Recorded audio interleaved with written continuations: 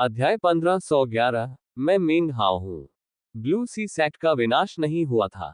Ming हाओ वहां चुपचाप खड़ा था, उसकी आंखों में शोक भरा था, उसका दिल कांप रहा था। तभी एक ऐसी शक्ति का प्रसार हुआ जिसने भयंकर रूप से लड़ रहे सभी साधकों को अचानक घुटनों के बल गिरा दिया। ये सर्वशक्तिमान ईश्वर की इच्छा थी, जो एक उज्ज्वल 7 रंगों वाले प्रकाश में बदल गई और तारों भरे आकाश को भर दिया। ये सिर्फ ब्लू सी सेक्ट के क्षेत्र तक ही सीमित नहीं था, बल्कि यह विशाल ब्रह्मांड में फैले सभी 100 सेक्टों तक फैल गया था। हे मेरे लोगों, यह एक प्राचीन आवाज थी जिसने विशाल ब्रह्मांड में सभी साधकों के मन को भर दिया और उन्हें बताया कि इस क्षण से आगे वध की अनुमति नहीं है। विवाद समाप्त हो गया था, और इसका कारण ये था कि सर्वशक्तिमान ईश्वर के पुत्र की 99वीं पीढ़ी की पहचान जल्द ही घोषित होने वाली थी।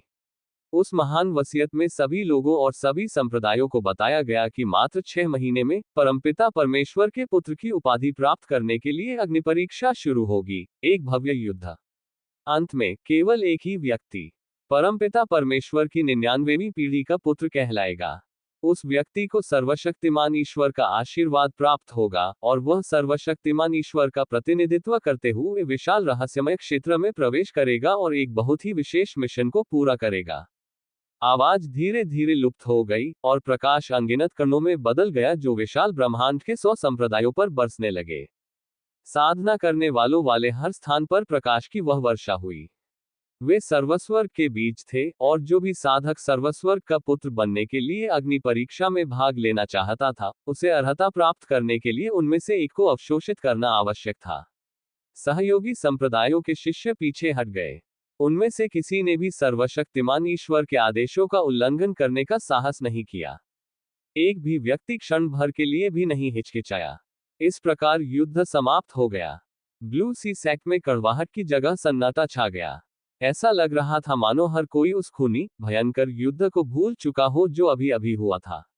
सेक्ट के सभी बचे हुए शिष्य और वरिष्ठ सदस्य एक साथ इकट्ठा हुए। बहुत वृद्धों को छोड़कर सभी को ऑल हेवन सीट दिया गया। उनमें से एक को चेन फैन द्वारा मिंग हाओ को सौंप दिया गया था। लगता है तुम अब भी उलझन में हो, चेन फैन ने कड़वाहट से कहा। तुम्हें इस बात की परवाह नहीं कि तुम्हारे संप्रदाय में कितने लोग मरे, है ना? यहां तक कि तुम्हारा अपना बेटा भी। मुझे लगा था कि तुमने कहा था कि इनमें से कुछ भी वास्तविक नहीं है, और केवल वही वास्तविक है जो तुमने विशाल विस्तार वाले जादुई पॉकेट क्षेत्र में अनुभव किया था। उसकी आवाज में कई तरह की भावनाएं झलक रही थीं। अच्छा, इस बीज को ग्रहण करो। एक बार जब तुम सर्वशक्तिमान ईश्वर के पुत्र बन जाओगे, तो तुम विशाल जादुई क्षेत्र में वापस जा सकते हो। तब तुम स्वयं देख पाओगे कि क्या वास्तविक है और क्या नहीं। चेन फैन ने सर्वशक्तिमान ईश्वर का बीज मिंग हाओ के सामने रख दिया और वहीं खड़ा होकर मिंग हाओ के उसे ग्रहण करने का इंतजार करने लगा। बाकी सभी लोग अलग अलग भावों से देख रहे थे। कुछ की आंखों में घृणा थी, कुछ दुविधा में थे। सभी मिंग हाओ द्वारा शुरू किए गए युद्ध पर पछता रहे थे। मिंग हाओ ने ऑल हेवन सीड को देखा और कांप उठा। उसकी पत्नी कुछ दूरी पर अपने मृत बेटे को गोद में लिए खड़ी थी। वह पागलों की तरह हंस रही थी, मानो किसी स्तब्ध हो। मिंग हाओ चुपचाप वहीं खड़ा रहा। उसने बीज उठाया और उसकी जांच की। वह हिल रहा था। चेन फैन के कहे अनुसार इस बीज को ग्रहण करके मिंग हाओ सर्वशक्तिमान ईश्वर का पुत्र बन सकता था। वह विशाल विस्तार वाले रहस्यमय क्षेत्र में वापस जा सकता था। फिर भी तांबे के दर्पण से उसके भीतर प्रवाहित होने वाली धारा लगातार गर्म होती जा रही थी। ऐसा लग रहा था मानो वह एक नाजुक मोड़ पर पहुंच गई हो, मानो वह उसके साथ विलीन होने ही वाली हो। उसे सुनाई देने वाली अस्पष्ट आवाज पल पल स्पष्ट होती जा रही थी। उसकी दृष्टि धुंधली हो गई और अचानक उसे अपना एक अलग रूप दिखाई दिया। उसने खुद को नीले सागर संप्रदाय में पालथी मारकर बैठे हुए देखा। उसने खुद को बीज को आत्मसात करते हुए और सर्वशक्तिमान ईश्वर का पुत्र बनने के लिए संघर्ष में भाग लेते हुए देखा। उसने प्रथम स्थान प्राप्त किया और सर्वशक्तिमान ईश्वर का पुत्र घोषित किया गया। उसके उस भिन्न रूप ने सर्वशक्तिमान ईश्वर को औपचारिक प्रणाम किया। सर्वशक्तिमान ईश्वर की इच्छा उसके शरीर में समा गई, जिससे बीज अंकुरित होने लगा। जल्द ही वह बीज उसके पूरे शरीर में समा गया, जिसके बाद वह विशाल विस्तार वाले रहस्यमयी गुप्त क्षेत्र में प्रवेश कर गया। जैसे ही वह अंदर दाखिल हुआ, उसने एक खूबसूरत महिला को देखा। जैसे ही उसने उसे देखा, वह मुस्कुरा उठी। जैसा कि मैंने कहा था, एक बार जब तुम लौट आओगे, तो तुम सर्वशक्तिमान स्वर्ग के पुत्र होगे। मेंग हाओ के शरीर में एक कंपकंपी दौड़ गई। सपना अचानक टूट गया, चकनाचूर हो गया। उसने अपनी आंखें खोली और सब कुछ स्पष्ट हो गया। बीज अभी भी उसकी हथेली पर पड़ा था।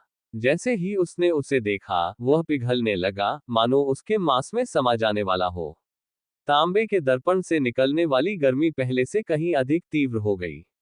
ये गर्मी मेंग हाओ के शरीर में समा गई, जिसके बाद एक पीतल का दीपक प्रकट हुआ। ऐसा प्रतीत होता है कि यह हमेशा से वही था, किसी तरह मेंग हाओ की दृष्टि से छिपा हुआ था।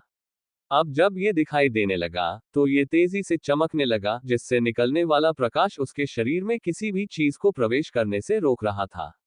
जैसे ही प्रकाश उसके शरीर में समाया, उसकी आंखों का भ्रम दूर हो गया। उसका दिमाग कर्कश आवाजों से भर गया। उसने के यूनहाई के बारे में सोचा, और फैटी और बाकी सभी की मौत के बारे में सोचा।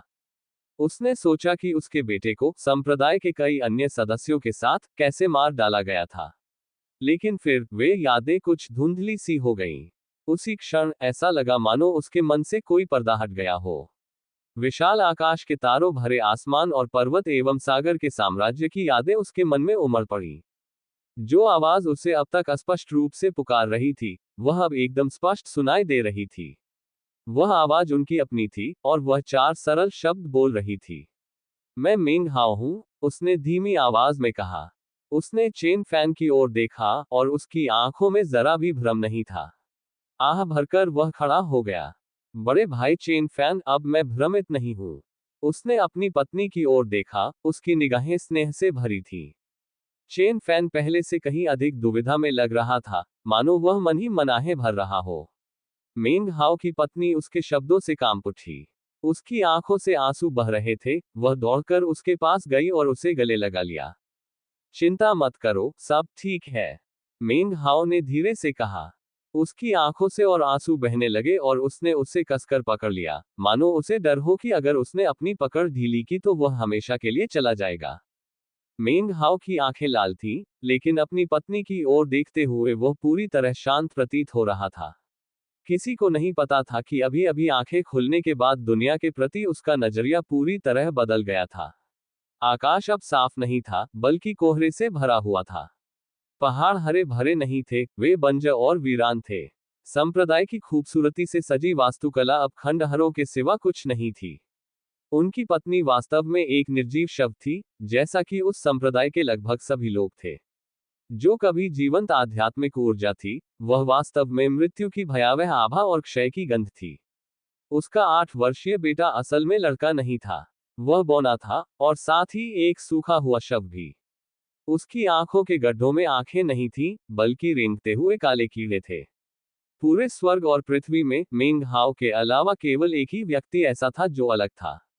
Chain fan. मेंग हाओ ने चारों ओर सब कुछ देखा, फिर अपनी आंखें बंद कर ली। उनकी पत्नी मुस्कुरा रही थी, मानो अपने पति के ठीक होने से बेहद खुश हो। वह कुछ कहने ही वाली थी कि मेंग हाओ ने हाथ बढ़ाकर उसके बालों को सहलाया। उसकी निगाहें पहले से कहीं अधिक स्नेहपूर्ण थीं। हालांकि अगर आप गौर से देखते, तो उसकी आंखों में दया की एक हल्की सी झलक दिखाई देती। छोटे भाई चेन फैन ने पहले से कहीं अधिक दुविधा में दिखते हुए कहा, तुम्हें उस सर्वस्व बीज को जल्द से जल्द ग्रहण करना होगा।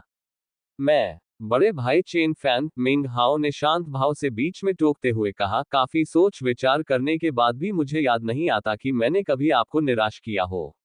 एक बार भी नहीं। मैंने हमेशा आपका सम्मान किया है, और चाहे कुछ भी हो जाए, आप हमेशा मेरे बड़े भाई रहे हैं। मेंग हाओ ने अपनी पत्नी को गले लगाया और चेन फैन की ओर देखा। चेन फैन का दिल जोर से धड़कने लगा, और वह कुछ और कहने ही वाला था कि तभी मेंग हाओ की आवाज सुनाई दी, जो मानो जादुई शक्ति से भरी हुई थी। मैं भूल नहीं सकता। मैं उन चीजों को नहीं भूल सकता जिन्हें तुम भ्रम कहते हो। मैं अपने मन में विद्यमान चीजों को नहीं भूल सकता। अगर वे वास्तविक चीजें वास्तव में भ्रम हैं, महज एक सपना, तो मैं जागने की बजाय उस सपने में डूब जाना पसंद करूंगा। उसने महसूस किया कि उसकी पत्नी अचानक अकड़ गई। उसकी आंखों में दया भर आए, और उसने अचानक अपना हाथ उसकी पीठ पर जोर से रख दिया। वहां मौजूद सभी लोगों की स्तब्ध निगाहों के बीच उस साधारण सी हरकत ने उसकी पत्नी की आभा को भंग कर दिया और उसकी आत्मा को नष्ट कर दिया। मेंग हाओ धीरे धीरे अपने पैरों पर खड़ा हुआ। तुम्हें मुक्त करना ही बेहतर है, उसने धीरे से कहा। इस तरह मृत्यु के बाद कोई भी तुम्हारे शव या आत्मा पर नियंत्रण नहीं कर पाएगा। आसपास मौजूद भीड़ इतनी स्तब्ध थी मानो उन पर बिजली गिर गई हो। कुछ क्षणों के सन्नाटे के बाद क्रोध भरी चीखें गूंज उठी और उनकी लाल आंखों में सदमा और भय भर गया।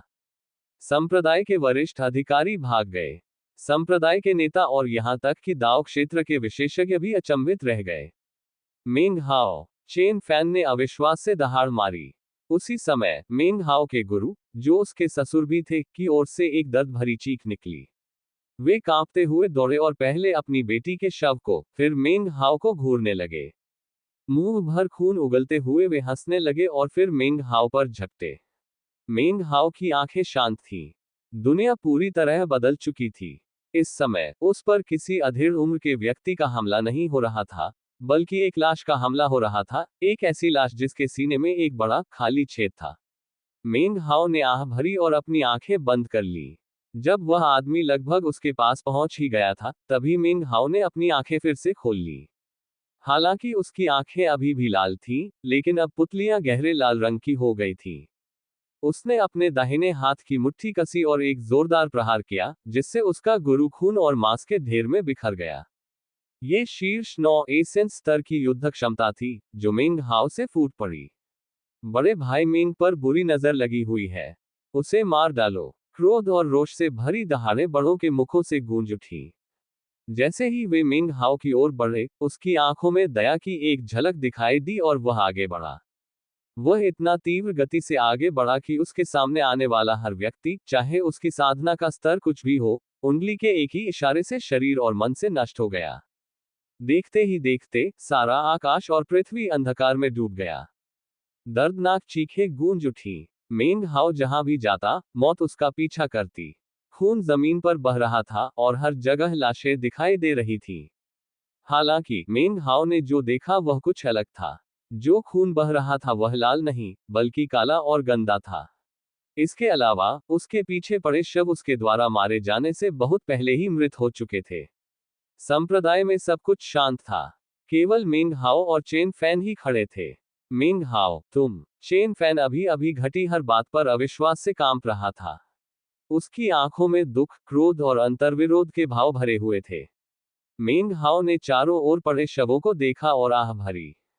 फिर उसने उस परमेश्वर बीज को देखा जो उसकी हथेली में घुसने की कोशिश कर रहा था, और उसे कुचल दिया।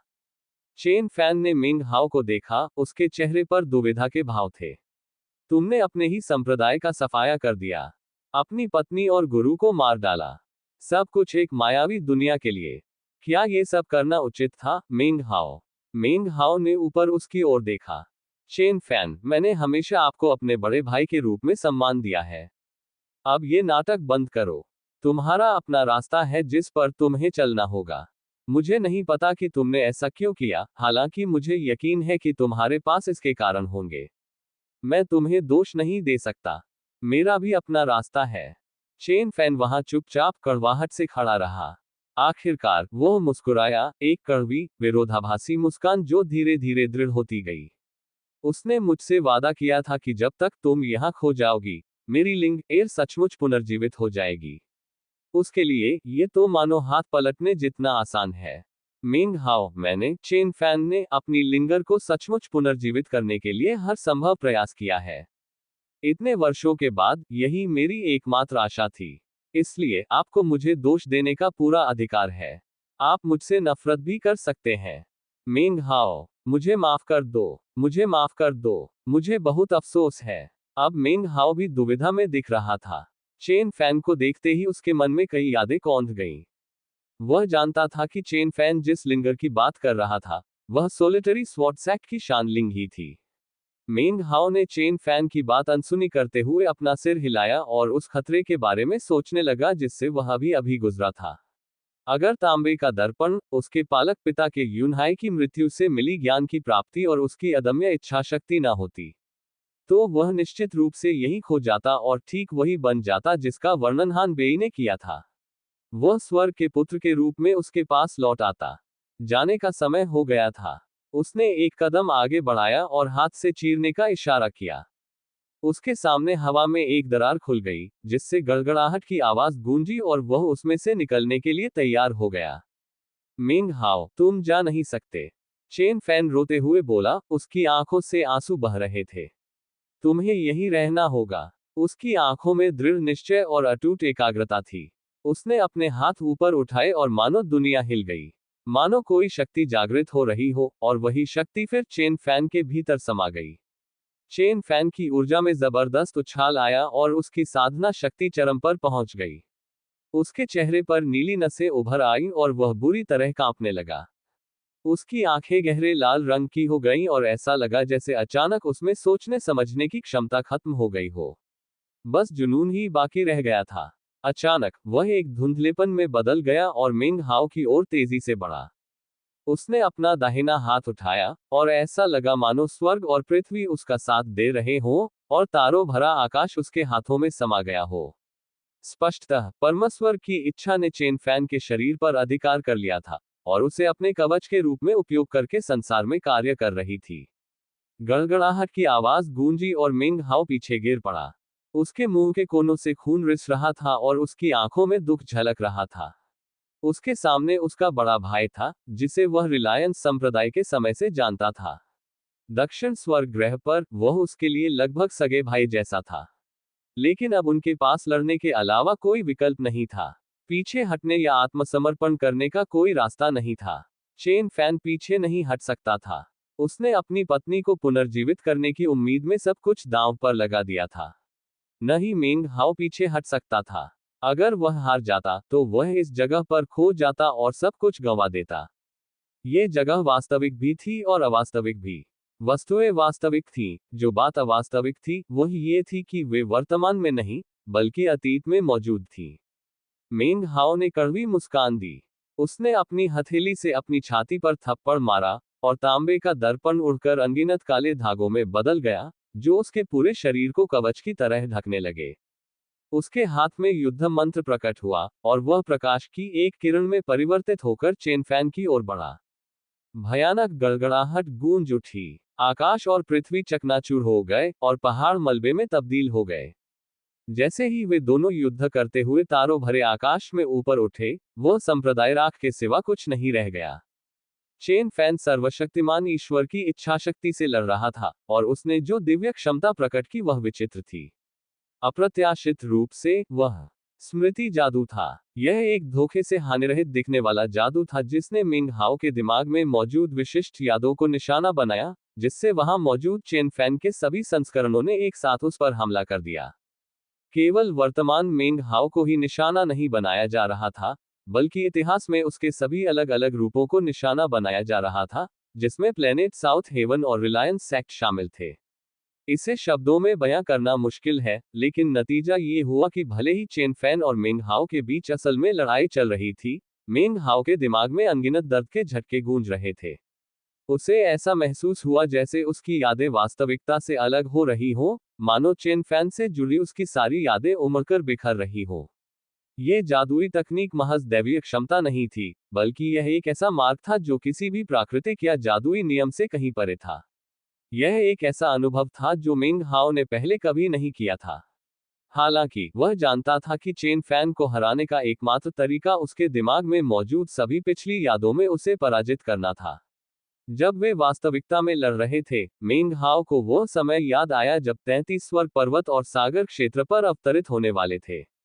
जब वह पर्वत और सागर की रक्षा की तैयारी कर रहा था, तभी अचानक चेन फैन ने उस पर हमला कर दिया। उसी समय दक्षिण स्वर्ग ग्रह पर मिंग हाओ चेन फैन के संप्रदाय में उनसे मिलने गया था। वे शानलिंग नामक चट्टान के सामने बैठकर शराब पी रहे थे, तभी अचानक चेन फैन की आंखों में घातक इरादे की चमक आए और उसने मिंग हाओ पर तलवार से वार किया। इसी दौरान रिलायंस संप्रदाय छोड़ने के कुछ ही समय बाद वह दक्षिण स्वर्ग की भूमि में वापस आ गया। दक्षिणी क्षेत्र के मध्य में पहुंचते ही उसकी मुलाकात चेन फैन से हुई। चेन फैन उसे देखकर प्रसन्न हुआ, लेकिन तभी उसका चेहरा क्रूरता से विकृत हो गया और उसने हमला कर दिया। जब वे रिलायंस संप्रदाय में वापस आए, तभी अन्य सभी महान संप्रदाय परम आध्यात्मिक शास्त्र को हथियाने के प्रयास में आ गए। जब अन्य शिष्यों को ले जाया जा रहा था, तब मेंग हाओ पर्वत की चोटी पर अकेले खड़े होकर कड़वाहट से देख रहे थे कि एकांत तलवार संप्रदाय के एक अधेड़ उम्र के व्यक्ति ने चेन फैन से पूछा कि क्या वह उनके संप्रदाय का शिष्य बनना चाहता है। चेन फैन अभी जवाब देने ही वाला था कि उसकी आंखों में एक चमक आई। बिना किसी चेतावनी के वह अचानक मुड़ा और मेंग हाओ पर हमला कर दिया। एक और क्षण ऐसा आया जब मेंग हाओ और चेन फैन रिलायंस सेक्ट में साथ बैठे थे। चेन फैन मेंग हाओ को सेक्ट के बारे में बता रहा था, तभी अचानक उसकी आंखों में ठंडक की चमक आए और उसने हमला कर दिया। जिस दिन मेंग हाओ ने संप्रदाय में प्रवेश किया था, उसी दिन वह और फैटी एक साथ सेवकों के क्षेत्र में ले जाए जा रहे थे। तभी अचानक एक धुंधली सी आकृति पहाड़ों की चोटियों में से एक से नीचे आती हुई दिखाई दी। वह धुंधली सी आकृति सीधे मेंग हाओ की ओर बढ़ी, मानो उसे जान से मार देना चाहती हो। ये सारी घटनाएं एक ही समय पर घटी। मेंग हाओ के मुंह से खून बह रहा था क्योंकि वह खुद को चेन फैन द्वारा बार बार मरते हुए देख रहा था, और साथ ही साथ खुद को चेन फैन को बार बार मारते हुए भी देख रहा था। यादें एक के बाद एक जुड़ती गईं, और उसी समय उनकी असली लड़ाई और भी तीव्र हो गई। उनके बीच हुई लड़ाई की यादें बीजों में परिवर्तित हो गईं, ऐसे बीज जो किसी अनोखे तरीके से उसके दिमाग में रोपित हो गए। मेंग हाओ, चेन फैन चिल्लाया, सर्वस्व के पुत्र बनो, सर्वस्व के दूत बनो, अपने दर्द से छुटकारा पाओ। ये सब पहले से तय है। फिर उसने दहाड़ा, सर्वस्व रूपांतरण। एक जोरदार धमाका सुनाई दिया और उसकी मांसपेशियां और खून भाप बनकर उड़ गए। वह मात्र हड्डियों का ढांचा बनकर रह गया, और परिणामस्वरूप उत्पन्न रक्तमय धुंध सर्वशक्तिमान ईश्वर की इच्छा से उत्प्रोत होकर मेंग हाओ को ढकने के लिए उमड़ पड़ी। उसी समय मेंग हाओ के भीतर बीज फट पड़े और धुंध में बदल गए, जिससे सर्वशक्तिमान ईश्वर की इच्छा फैल गई। धुंध इस प्रकार फैल गई मानो मेंग हाओ को सर्वशक्तिमान ईश्वर की इच्छा से भीतर और बाहर से संक्रमित कर रही हो, ताकि वह सर्वशक्तिमान ईश्वर का पुत्र और दूत बन जाए। ठीक उसी समय जब मेंग हाओ पलटवार करने ही वाला था, उसे एहसास हुआ कि उसकी अपनी वंश की शक्ति भी उसकी रक्षा करने में असमर्थ है। वास्तव में ये भी कहा जा सकता है कि उसका रक्त सर्वशक्तिमान ईश्वर की इच्छा को धारण करने के लिए पुनर्तः उपयुक्त था। उसके भीतर मौजूद राक्षसी ऊर्जा के साथ भी ऐसा ही था। ऐसा लग रहा था मानो उसका सब कुछ विशेष रूप से सर्वशक्तिमान ईश्वर की इच्छा के अनुरूप तैयार किया गया हो। यदि सर्वशक्तिमान ईश्वर की इच्छा किसी अन्य व्यक्ति के शरीर में प्रवेश करती, तो ये प्रक्रिया इतनी कुशलता से संपन्न नहीं होती। ऐसा लग रहा था मानो यह एक परिपूर्ण वस्तु हो, मानो मेंग हाओ को वास्तव में सर्वशक्तिमान ईश्वर की इच्छा के लिए विशेष रूप से तैयार किया गया हो। चाहे यह वंशानुक्रम हो या राक्षसी ऊर्जा, चाहे यह उसकी यादों में हो या बाहर, सर्वशक्तिमान ईश्वर की इच्छा शक्ति विस्फोटित हो गई, और मेंग हाओ इसके खिलाफ कुछ भी करने में असमर्थ प्रतीत हुआ। लेकिन फिर सर्वशक्तिमान ईश्वर की इच्छा शक्ति अचानक रुक गई। वह इच्छा उसकी आत्मा, उसके रक्त और यहाँ तक कि उसकी राक्षसी ऊर्जा पर भी अधिकार कर सकती थी। हालांकि जैसे ही वह उसके भीतर फैलकर नियंत्रण करने का प्रयास करती, उसे भयंकर प्रतिरोध का सामना करना पड़ा। वह प्रतिरोध पीतल के दीपक से आया। इसके अलावा उसका शरीर स्वयं पीतल के दीपक से रूपांतरित हो चुका था, और इसलिए वह सर्वशक्तिमान ईश्वर की इच्छा के लिए पूरी तरह से उपयुक्त नहीं था। इसी कारण इस सबसे नाजुक क्षण में सर्वशक्तिमान ईश्वर की इच्छा अचानक रुक गई। उसी क्षण पीतल के दीपक की लौ प्रज्वलित हुई, जिससे एक भव्य प्रकाश फैल गया और सर्वशक्तिमान ईश्वर की इच्छा के विरुद्ध हो उठा। दोनों चीजें आग और पानी की तरह असंगत प्रतीत हुई। ऐसा होने पर स्वर्ग और पृथ्वी में विद्यमान सर्वशक्तिमान की असीम इच्छा ने पीतल के दीपक की लौ को बुझाने के लिए मेंग हाओ में प्रवेश करने का प्रयास किया। यह एक नाजुक मोड़ था। मेंग हाओ ने मुंह भरकर खून उगला और उसकी आंखें लाल रोशनी से चमक उठी। ठीक उसी क्षण जब पीतल का दीपक और सर्वशक्तिमान ईश्वर की इच्छा आपस में टकराने लगी, उसने अपना दाहिना हाथ बढ़ाया और फिर खुद पर एक तेज प्रहार किया। जादू टोना, कर्मिक जादू टोना। आश्चर्यजनक रूप से वह चेन फैन के कर्म का पता लगाने के लिए दानव सीलिंग हेक्सिंग जादू का उपयोग कर रहा था। उसके सिर पर अनगिनत कर्म धागे प्रकट हुए, जिनमें से एक गहरा काला धागा उसे चेन फैन से जोड़ता था। काट दो, वह दहाड़ते हुए युद्ध के हथियार से धागे पर वार करने लगा। कांस्य दीपक के बिना मेंग हाओ का कर्मिक शाप चेन फैन की यादों को प्रभावित करने में असमर्थ होता, जो कि सर्वशक्तिमान ईश्वर की इच्छा का विस्तार थी। लेकिन अब जब कांस्य दीपक ने सर्वशक्तिमान ईश्वर की इच्छा को बांध लिया था, मेंग हाओ ने अपना कदम उठाया और इस प्रकार अपने विरुद्ध लगाए जा रहे अंतिम खतरनाक बल का अंत कर दिया। कुछ क्षण पहले तक वे बराबरी पर थे, लेकिन अब स्थिति बदल गई क्योंकि युद्ध हथियार ने चेन फैन के कर्म सूत्र को पूरी तरह से नष्ट कर दिया। अब मेंग हाओ और चेन फैन के बीच कर्म का कोई अस्तित्व ही नहीं था। उसकी यादों में चेन फैन की सभी छवियां जबरन मिटा दी गई थी। सर्वशक्तिमान ईश्वर की इच्छा से उत्पन्न हुए बीज क्रोध की गर्जना करते हुए फूट पड़े, जब पीतल के दीपक से निकलने वाला तेज प्रकाश उन पर पड़ा और उन्हें बाहर निकाल दिया।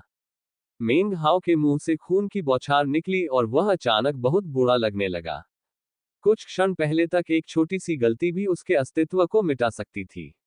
उसने परमस्वर के दूत सोंग दाओजी के बारे में सोचा, जो साधना के आधे कदम के साथ विशाल विस्तार से बाहर निकल गया था और परमस्वर के दूत के रूप में वापस लौटा था। वह आसानी से कल्पना कर सकता था कि सोंग दाओजी को भी वैसी ही स्थिति का सामना करना पड़ा होगा जैसी उसने की थी। फिर भी मोक्ष की ओर आधा कदम बढ़ने के बावजूद वह अपने भाग्य से बच नहीं पाया था। मेंग हाओ जानता था कि पीतल के दीपक के बिना वह भी शायद सोंग दाओजी के ही रास्ते पर चल रहा होता। जैसे ही सर्वशक्तिमान ईश्वर की इच्छा को जबरदस्ती मेंग हाओ से अलग किया गया, स्वर्ग और पृथ्वी हिंसक रूप से कांपने लगे, जिससे तारों भरे आकाश में दरारें खुल गईं। गड़गड़ाहट के बीच दरारें लंबी और चौड़ी होती गईं, जो चारों दिशाओं में फैलती गईं। चेन फैन मेंग हाओ के सामने खड़ा था, उसका शरीर मुरझाया हुआ था। उसने मेंग हाओ को देखा और मुस्कुराया। यह मुस्कान शोक, पीड़ा और मुक्ति का मिश्रण थी। मेंग हाओ, तुम्हारे बड़े भाई ने तुम्हें निराश किया। चेन फैन दहाड़ते हुए बोला, फिर उसने गुस्से में अपना हाथ अपने माथे पर दे मारा। मेंग हाओ का चेहरा उतर गया और वह बीच बचाव करने के लिए आगे बढ़ा, लेकिन चेन फैन बहुत तेज था। एक जोरदार धमाका हुआ और चेन फैन फट पड़ा। वह शरीर और मन से नष्ट हो गया। शान लिंग की खातिर उसने पर्वत और सागर क्षेत्र के विनाश को अनदेखा कर दिया था। उसने अपने छोटे भाई के विरुद्ध जाने का फैसला किया और उसके दिमाग को मिटाने के लिए सर्वशक्तिमान ईश्वर की इच्छा के साथ सहयोग किया। अंत में उसने यहां तक कि मेंग हाओ के दिमाग में मौजूद यादों को सर्वशक्तिमान ईश्वर की इच्छा के बीच से दूषित होने दिया। अपने तमाम कारनामों के बावजूद चेन फैन कभी क्रूर और निर्दयी नहीं था। उसके दिल में हमेशा अपराध बोध के रूप में झिझक बनी रहती थी।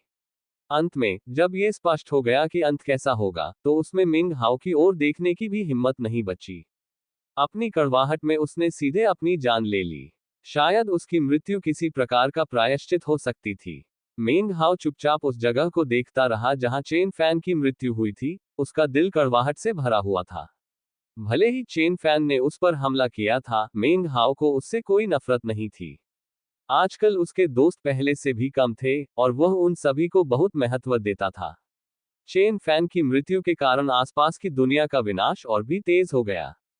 जल्द ही कान फाड़ देने वाली गड़गड़ाहट सुनाई देने लगी और सब कुछ टुकड़े टुकड़े हो गया। जब ऐसा हुआ तो ऐसा लगा जैसे कोई पर्दा हट गया हो, जिससे विशाल विस्तार के बाहर वास्तव में जो कुछ था वह प्रकट हुआ। सब कुछ वीरान था। विशाल विस्तार की तरह न तो धुंध थी, न ही जीवन के कोई संकेत। सब कुछ खंडहर में तब्दील हो चुका था और चारों ओर मृत्यु का साया छाया हुआ था। मलबे और लाशें इधर उधर बिखरी पड़ी थी। धूल भी थी जो वहां अनंत काल तक उड़ती रहती थी। बहुत समय पहले ये सचमुच विशाल ब्रह्मांड था, जिसमें 100 संप्रदाय और अनगिनत साधक थे। ये सब सच था, लेकिन अब उनकी शान पूरी तरह मिट चुकी थी। यह एक विशाल स्थान था, फिर भी दूर कहीं कुछ दिखाई दे रहा था। वहां 5 खंभे थे जो अविश्वसनीय रूप से ऊंचे लग रहे थे और तारों भरे आकाश की ओर फैले हुए थे। मेंग हाओ के लिए 5 स्तंभों को देखना पहली बार नहीं था। कब्रिस्तान की भूमिगत सुरंग में उसने उन्हें दैवीय चेतना के माध्यम से देखा था, लेकिन इस बार वह उन्हें अपनी आंखों से देख सका। 1. मुझे लगता है कि मैंने पहले भी उल्लेख किया है कि यह कुछ पिछले अध्यायों में विरोधाभास है। मुझे लगता है कि एरगेन ने बाद में स्तंभों के बारे में अपना विचार बदल दिया था, लेकिन मैंने अभी तक उससे इसकी पुष्टि नहीं की है। जब मैं पुष्टि कर लूंगा तो मैं आवश्यकतानुसार पिछले अध्यायों को संशोधित करूंगा। लेकिन इस बार उनमें कुछ अलग था। भित्ति चित्र में सभी 5 स्तंभ मजबूती से खड़े थे, लेकिन अब उनमें से 3 नष्ट हो चुके थे। तारों भरे आकाश में ऊपर की ओर फैले हुए उनमें से केवल 2 ही साबुत थे। मेंग हाओ ने कुछ क्षण चुपचाप उनकी ओर देखा और फिर उसकी आंखों में चमक आ गई। अपने वंश, अपनी दैवीय शक्ति और पर्वत एवं सागर क्षेत्र में घटी घटनाओं के कारण उसने सच्चाई का काफी हद तक अनुमान लगा लिया था। एक साजिश जो बहुत पहले रची गई थी। ओल्हेवन की वंश परंपराएं। जाहिर तौर पर इन्हें विशेष रूप से ओल्हेवन को लाभ पहुंचाने के उद्देश्य से बनाया गया था। और दानव अमर से उत्पन्न होता है। मैं पहला दानव नहीं हूं।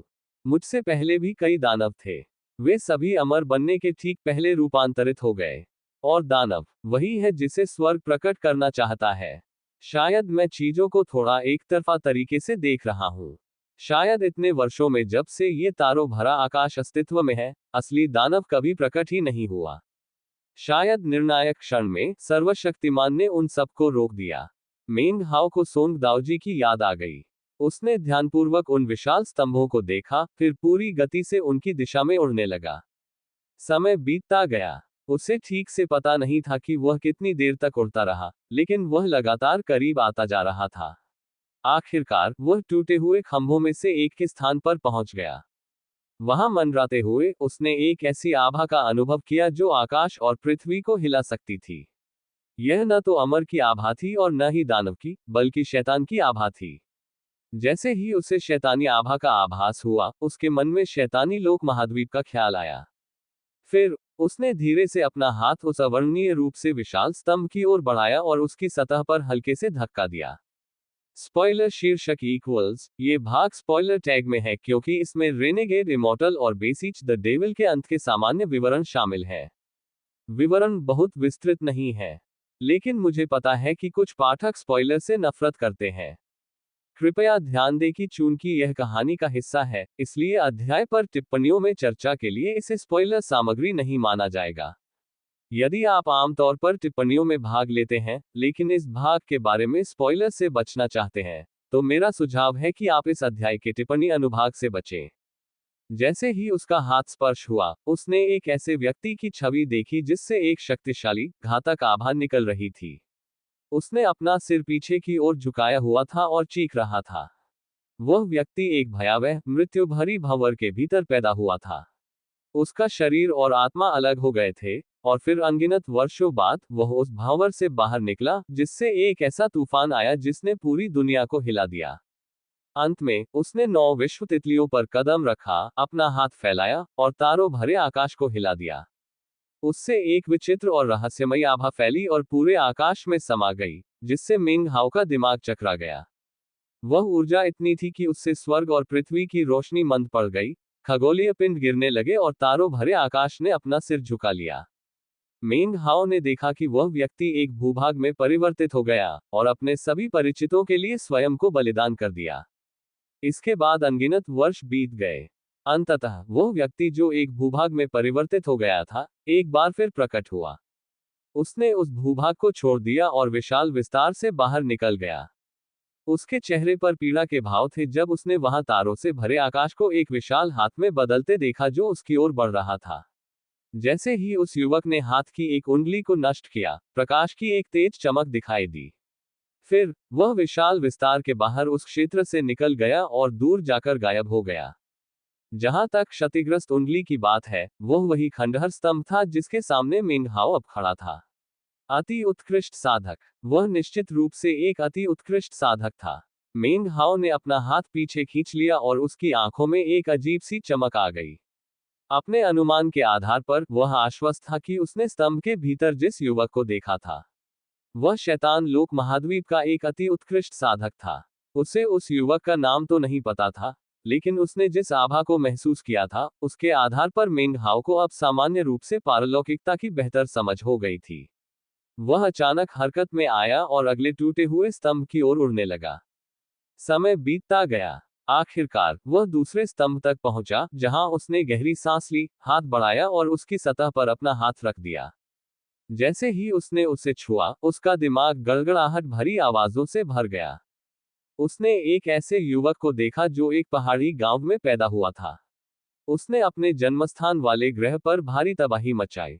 उसने हत्याओं का सिलसिला जारी रखते हुए एक भयावह किंवदंती को जन्म दिया और अपने राज्य में सर्वोच्च स्थान प्राप्त किया। बाद में उन्होंने एक कठिन मार्ग का अनुसरण किया। अपनी पत्नी को पुनर्जीवित करने के लिए उन्होंने शिखर तक पहुंचने के अपने संघर्ष में तबाही मचा दी। जब उन्होंने मोक्ष प्राप्त किया तो उन्होंने पूरे आकाश को झकझोर दिया। जैसे ही मेंग हाओ की नजर उस युवक पर पड़ी, वह कांप उठा। वह स्लॉटर द्वारा सिखाई गई समय यात्रा तकनीक के बारे में सोचने से खुद को रोक नहीं पाया। स्तंभ में खड़ा युवक और स्लॉटर दोनों ही बिल्कुल अमरदेव महाद्वीप पर स्थित मूर्ति की तरह दिखते थे। तारों भरे आकाश की ओर देखते हुए उसका चेहरा भावहीन था। उसके हाथ के इशारे से आकाशीय पिंड हिल गए और तारों भरा आकाश फट गया। वह विशाल विस्तार से बाहर निकला और अपनी एक उंगली तोड़कर दूर गायब हो गया। मेंग हाओ हौंफने लगा। जब उसने अपना हाथ हटाया तो उसने क्षतिग्रस्त स्तंभ को जटिल भावों से देखा। कुछ देर बाद वह मुड़ा और अगले स्तंभ की ओर चल पड़ा। यह स्तंभ नष्ट नहीं हुआ था। यह उन दो स्तंभों में से एक था जो तारों भरे आकाश में बहुत ऊंचाई तक फैले हुए थे। जब उसने उसे छूने के लिए हाथ बढ़ाया तो उसे अंदर खालीपन के सिवा कुछ नहीं दिखा। वहां कोई पारलौकिक साधक नहीं था, लेकिन वहां एक अद्भुत अमर ऊर्जा थी जो स्तंभ के भीतर उत्पन्न हो रही थी। अमर ऊर्जा के भीतर असंख्य आकृतियां दिखाई दे रही थीं, जिनमें से सभी मनुष्यों को दर्शाती प्रतीत हो रही थीं। वे सभी लोग अमरता की जादुई शक्ति का अभ्यास कर रहे थे और अमर बनने के मार्ग पर अग्रसर थे। आज तक कोई अलौकिक अमर नहीं हुआ है, मेंग हाओ ने धीरे से कहा। और गौर से देखने पर उसे एहसास हुआ कि स्तंभ कमजोर है, लगभग ढहने की कगार पर है। अगर सच्चा अमर कभी प्रकट हुआ तो संभवतः स्तंभ तुरंत नष्ट हो जाएगा। मेंग हाओ ने अपना हाथ हटा लिया। कुछ और सोचने के बाद वह चौथे स्तंभ की ओर उड़ने लगा, जो कि अंतिम नष्ट हुआ स्तंभ था। समय बीतता गया। धूल और खंडहरों से गुजरते हुए चौथे स्तंभ तक पहुंचने पर उसने गहरी सांस ली, हाथ बढ़ाया और उसे छुआ। उसके मन में हलचल मच गई और उसकी नजर एक युवक पर पड़ी। उसने फूलों से सजा हुआ चोगा पहना हुआ था और वह मेंग हाओ द्वारा अभी अभी देखे गए दो अन्य युवकों से भिन्न प्रतीत हो रहा था। उसके चेहरे पर व्यंग्यात्मक मुस्कान थी और उसकी आंखें बुद्धिमत्ता से चमक रही थीं। उसके चेहरे की बनावट कोमल और सुंदर थी और वह लगभग ऐसा लग रहा था जैसे किसी बीमारी से उबर रहा हो। मेंग हाओ चुपचाप उस युवक को देखता रहा। वह नहीं जानता था कि वह कौन है, लेकिन देखते देखते उस युवक ने तांबे का दर्पण बना दिया। उसके हाथ में एक पीतल का दीपक भी था। इसके अलावा उसने जो वस्त्र पहना हुआ था वह वही वस्त्र था जिसे मेंग हाओ ने उस व्यक्ति को पहने हुए देखा था जिसने अमरता की परीक्षा का सामना किया था और स्वर्ग से आई उंगली के प्रहार से मारा गया था। मेंग हाओ तुरंत समझ गया कि यह कौन है। पितृसत्तात्मक विशाल विस्तार। अंततः मेंग हाओ ने देखा कि पैट्रियार्क वास्ट एक्सपेंस भी वास्ट एक्सपेंस से बाहर चला गया। उसने एक और उंगली को नष्ट कर दिया और फिर शून्य में विलीन हो गया। अंततः मेंग हाओ ने अपना हाथ पीछे खींच लिया। कुछ देर सोचने के बाद वह बचे हुए दो स्तंभों में से एक आखिरी स्तंभ की ओर बढ़ा। जैसे जैसे वह करीब आता गया, स्तंभ से निकलने वाली एक शक्तिशाली राक्षसी ऊर्जा उसके साथ प्रतिध्वनि उत्पन्न करने लगी। जैसे ही राक्षसी ऊर्जा के साथ प्रतिध्वनि उत्पन्न हुई, मेंग हाओ की आंखें एक गहरी गहन रोशनी से चमक उठी। उसने पहले ही अनुमान लगा लिया था कि 5 स्तंभों में से एक भूत, एक ईश्वर, एक अमर, एक शैतान और अंत में दानव। उसने अपनी गति बढ़ाई और अंततः उस विशाल स्तंभ के पास पहुंच गया जो तारों भरे आकाश में फैला हुआ था। कुछ क्षण सोचने के बाद उसने हाथ बढ़ाकर स्तंभ को छुआ। फिर उसका चेहरा उतर गया। अंततः उसने अपना हाथ हटा लिया और उसकी आंखों में एक चमक आ गई। बाकी स्तंभों का मुझसे कोई खास संबंध नहीं लगता, लेकिन ये स्तंभ दानव का प्रतीक है। इससे मुझे एक प्रतिध्वनि महसूस होती है, फिर भी जब मैं इसे छूता हूं तो कोई अजीब परिवर्तन नहीं होता। उसे ठीक से समझ नहीं आ रहा था कि इसका क्या मतलब है, लेकिन वह महसूस कर सकता था कि प्रतिध्वनि तीव्र होती जा रही है। धीरे धीरे उसके भीतर एक जानलेवा संकट का एहसास बढ़ने लगा। आंखें झपकाते हुए वह घूम गया। अंतिम स्तंभ के संपर्क में और अधिक समय बिताने के बजाय उसने वहां से चले जाने का फैसला किया।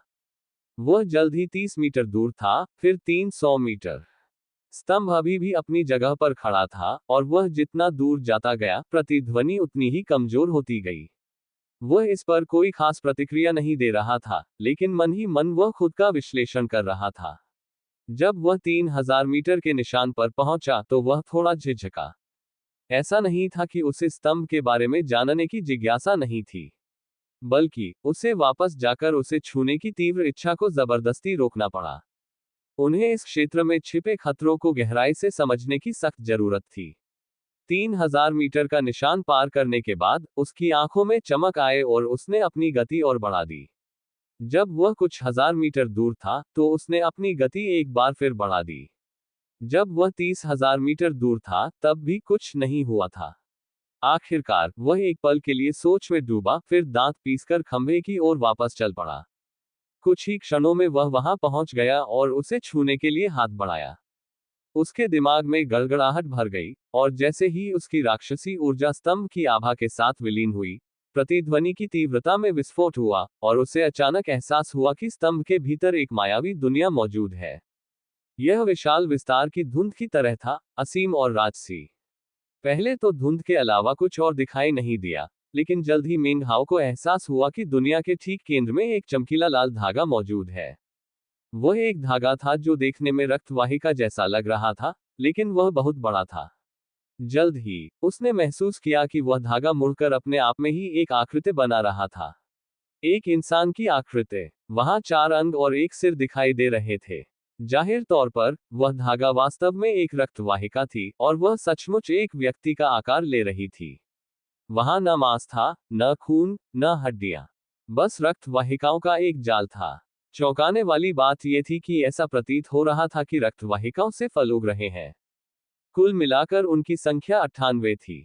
कुछ बड़ी थी और कुछ छोटी, और वे रक्तवाहिकाओं द्वारा निर्मित आकृति में फैली हुई थी।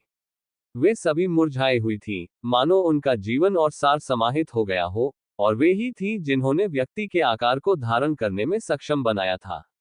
गहन निरीक्षण करने पर यह स्पष्ट हो गया कि विभिन्न फलों पर चेहरे बने हुए थे, जिनकी आंखें बंद थीं और वे पूरी तरह से गतिहीन थे। जब मेंग हाओ इन सब चीजों का जायजा ले रहा था, तो उसका दिल जोर से धड़कने लगा।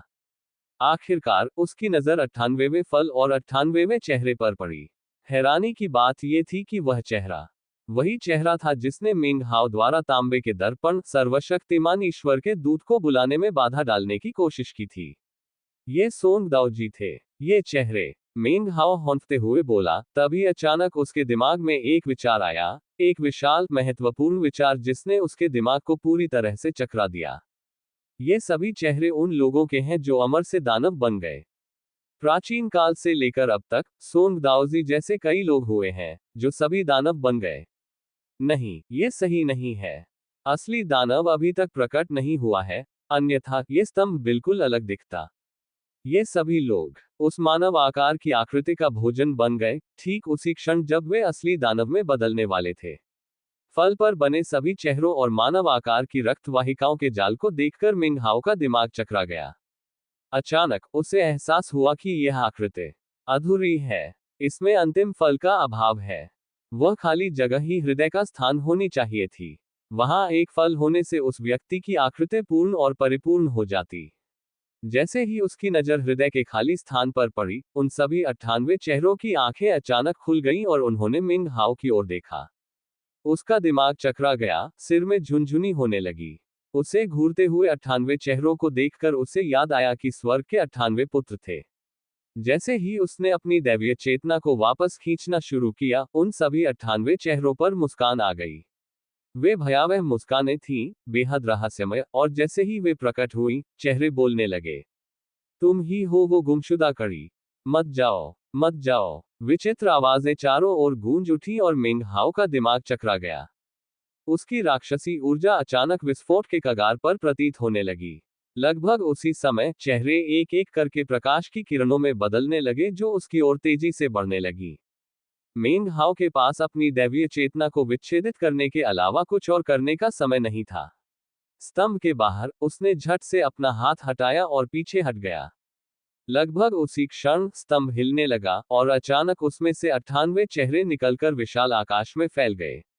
एक पल भी रुके बिना वे मेंग हाओ की दिशा में तेजी से बढ़ने लगे। जैसे ही वे निकट आए, मेंग हाओ ने दोनों हाथों से मंत्रोच्चार का संकेत किया और अपनी दिव्य शक्ति का प्रयोग किया। अनेक पर्वत नीचे उतरकर उन चेहरों का मार्ग अवरुद्ध करने लगे। फिर भी वे विचित्र चेहरे सीधे पहाड़ों को भेदते हुए मेंग हाओ की ओर बढ़ते चले गए। मेंग हाओ का चेहरा उतर गया और उसने अपने दाहिने हाथ से एक जोरदार प्रहार किया। शैतान कत्ल करने वाली मुट्ठी ने एक भयंकर तूफान खड़ा कर दिया, फिर भी उन चेहरों ने इसे पूरी तरह से अनदेखा कर दिया और जल्द ही लगभग उसके सामने आ गए। जाहिर है, चाहे वह उन पर कितनी भी तकनीकें आजमाए, उन्हें रोकना असंभव था। उसकी आंखों में जानलेवा इरादा झलक रहा था और उसने ठंडी सी घुरघुराहट भरी आवाज निकाली। अचानक तांबे के दर्पण कवच प्रकट हुआ और उसने युद्ध शस्त्र से वार किया। इसने शून्य को चीर दिया, जिससे एक विशाल दरार पैदा हो गई जिसने उसे बाकी चेहरों से अलग कर दिया। इस बार चेहरों के लिए आगे बढ़ते रहना कहीं ज्यादा मुश्किल लग रहा था, और 10 से ज्यादा चेहरे तो इस कोशिश में सचमुच दो हिस्सों में बंट गए थे। फिर भी वे गायब नहीं हुए, बल्कि उसकी ओर तेजी से बढ़ते रहे। मेंग हाओ लगातार पीछे हट रहा था, उसका चेहरा गंभीर था। स्थिति से निपटने के लिए उसने चाहे जो भी उपाय सोचे, कोई कारगर नहीं हुआ। उसने अपनी राक्षसी ऊर्जा भेजी, लेकिन देखा कि सामने वाले उसे सोख रहे थे। जाहिर है, वो उनके लिए ईंधन की तरह थी। जैसे जैसे मेंग हाओ आगे बढ़ता गया, उसके चेहरे पर भाव बदलते गए, और उसके पीछे पीछे कई चेहरे आ गए। वे जल्दी ही उसके पास पहुंच गए और उसे घेर कर उसका रास्ता रोक दिया। फिर वे अजीब सी मुस्कान के साथ खुले मुंह से उसकी ओर झपटे। उन्होंने उसके मांस को दांतों से काटा, जाहिर तौर पर उसका शरीर चबाकर उसे खा जाने का उनका इरादा था। दफा हो जाओ, मेंग हाओ ने ठंडी आंखों से कहा। उसकी साधना शक्ति चरम पर पहुंच गई और जैसे ही उसने अपना युद्ध शस्त्र घुमाया, वह चमक उठा। हवा का एक झोंका चारों दिशाओं में फैल गया, फिर भी ऐसा लगा जैसे इसका किसी के चेहरे पर कोई असर नहीं हुआ हो। मेंग हाओ के चेहरे पर नीली नसें उभर आई और उसने गुस्से से अपने दांत भींच लिए। इसी क्षण पीतल के दीपक से चारों दिशाओं में तेज रोशनी निकली और सबके चेहरे कांपने लगे। चीखते चिल्लाते वे पीछे गिर पड़े। मेंग हाओ ने आखिरकार गहरी सांस ली और मौके का फायदा उठाकर भाग गया। हालांकि जैसे ही वह उन चेहरों से मुक्त हुआ, वे उस पर फिर टूट पड़े। पीतल के दीपक की रोशनी से वे चीखने लगे, फिर भी उन्होंने हार नहीं मानी। उन्होंने दर्द सहा और मेंग हाओ के मांस को चबाने की फिर कोशिश की। पीतल के दीपक से निकलने वाली तीव्र रोशनी से वे पिघलने की कगार पर कांप रहे थे, फिर भी मेंग हाओ की आभा उनके लिए कुछ ऐसी थी जिसकी वे लालसा करते थे, कुछ ऐसा जो उनके लिए भोजन के समान था। राक्षसी ऊर्जा। मेंग हाओ की स्वयं की राक्षसी ऊर्जा उन चेहरों द्वारा अवशोषित हो गई, जिससे उन्हें पोषण मिला और उन्हें पीतल के दीपक के प्रकाश से लड़ने की शक्ति प्राप्त हुई। दर्द से कराहते हुए मेंग हाओ अंदर बाहर तक धधक रहा था और उसकी आंखें पूरी तरह लाल हो गई थीं।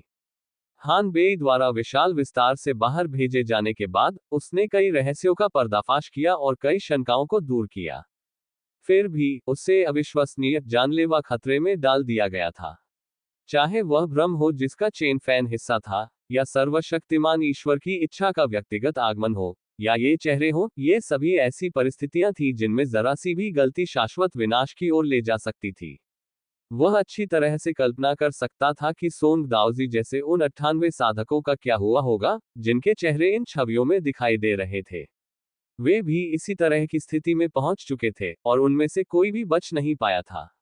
अंत में सभी नष्ट हो गए, और उस मानव आकार की आकृति के घटक बन गए जिसे उसने अभी अभी देखा था। मेंग हाओ ने भ्रम को दूर कर दिया था और सर्वशक्तिमान ईश्वर की इच्छा को भी नष्ट कर दिया था। फिर भी, चाहे वह कितना भी चाहता हो, वह उन चेहरों से निपटने के लिए पूरी तरह से सक्षम नहीं था। उसकी आंखें गहरे लाल रंग की थीं, और वह हार मानने को बिल्कुल तैयार नहीं था। उसका क्लोन अपना काम लगभग पूरा कर चुका था, जिसका मतलब था कि 9वां जादू पूरा होने के करीब था। वह मोक्ष के अभूतपूर्व रूप से करीब था। जब सब कुछ लगभग पूरा हो चुका था, तभी अचानक ये घटनाक्रम घटित हुआ। अचानक उसके हृदय में हान बेई के प्रति गहरी घृणा उत्पन्न हो उठी। गड़गड़ाहट की आवाज सुनाई दे रही थी क्योंकि वे चेहरे उसके शरीर को चबाते जा रहे थे। उसकी जीवन शक्ति, उसकी राक्षसी ऊर्जा, उसकी आत्मा, उसका सब कुछ निगल रहे थे। पल भर में ही वह अत्यंत कमजोर हो गया। ऐसा लगा मानो उसका भाग्य अटल था। फिर भी, उसने इस बात को मानने से इनकार कर दिया। उसने अपना दाहिना हाथ उठाया और अपने अंतिम तुरुप के पत्ते, एक दैवीय शक्ति का प्रयोग करने की तैयारी की, जिसे वह तभी इस्तेमाल करेगा जब उसके पास कोई और विकल्प न बचे। इसका इस्तेमाल करने की कीमत अकल्पनीय रूप से भारी होगी। लेकिन तभी अचानक उसके कवच के भीतर से एक तीखी चीख सुनाई दी। अचानक ही तोता उड़कर बाहर आ गया। हालात कितनी जल्दी बदल गए। मेंग हाओ के पास मंडराते हुए तोते की आंखें चमकीली लाल थीं। जब वे पहली बार मिले थे तब उसकी यादें अस्त व्यस्त थीं। हालांकि चीजों को स्पष्ट रूप से न देख पाने के बावजूद वह जानता था कि मेंग हाओ उसके लिए बहुत महत्वपूर्ण है, और इसीलिए उसने उसके पास लौटने का फैसला किया था।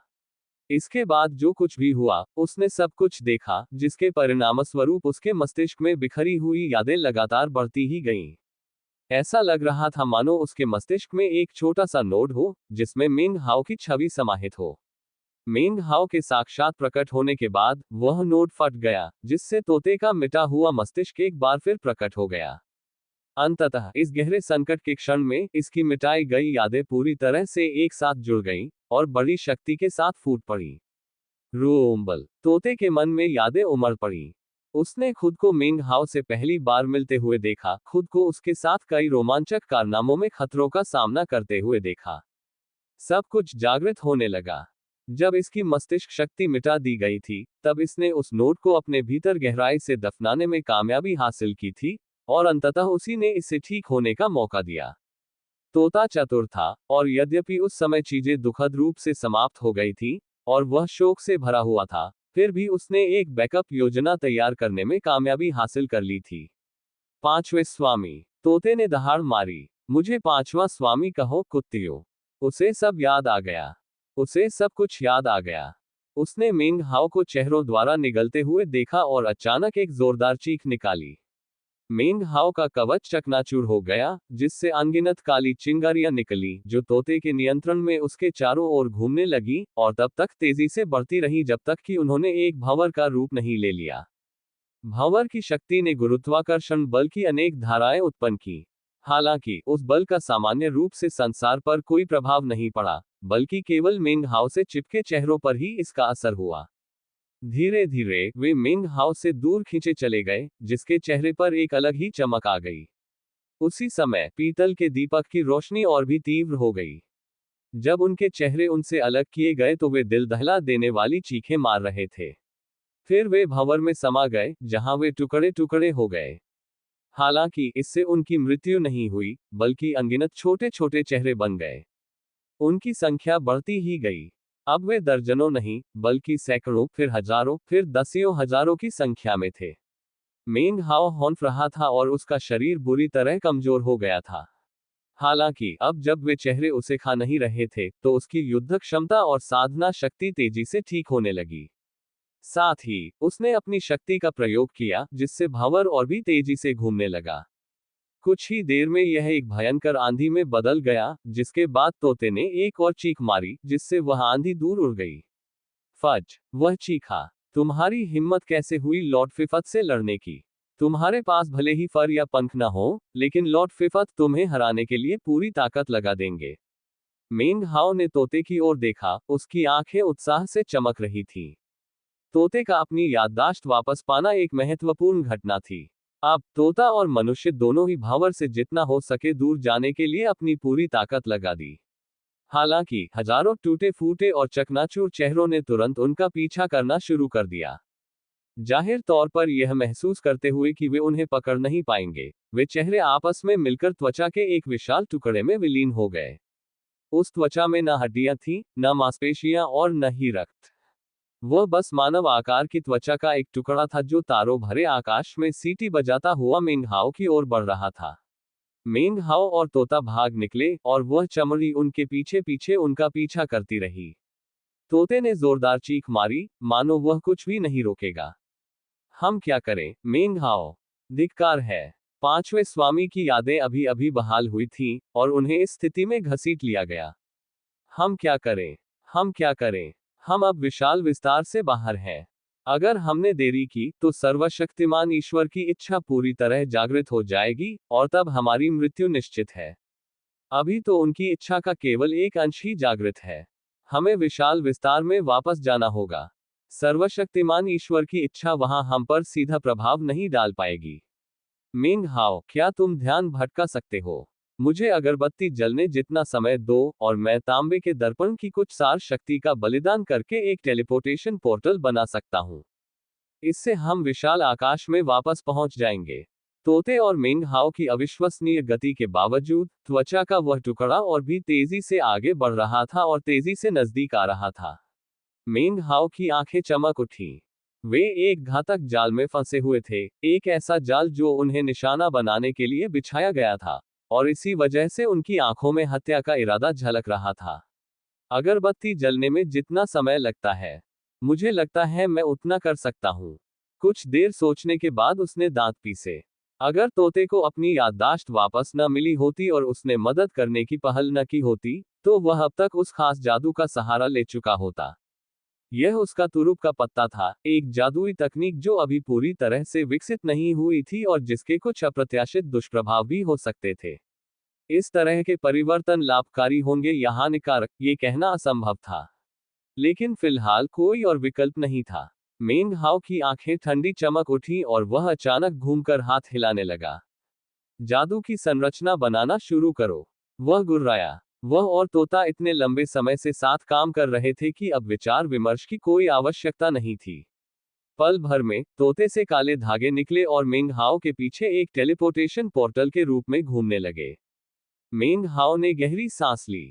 उसकी आंखें तेज रोशनी से चमक उठी और उसने अपनी उंगली तारों भरे आकाश की ओर बढ़ाते हुए बुदबुदाया, नौवां जादू। वह जो करने वाला था, वह कोई और नहीं बल्कि नौवां जादू था। उसके क्लोन ने अंतिम रूप देने वाले 8 सीलिंग चिन्ह पहले ही पूरे कर लिए थे। चूंकि अंतिम चिन्ह अभी पूरा नहीं हुआ था, अगर मिंग हाओ नौवें जादू को छोड़ देता, तो इसका उसके क्लोन पर कोई अज्ञात प्रभाव पड़ सकता था। उसे ठीक से पता नहीं था कि क्या होगा, लेकिन अभी आशंकाओं में डूबने का समय नहीं था।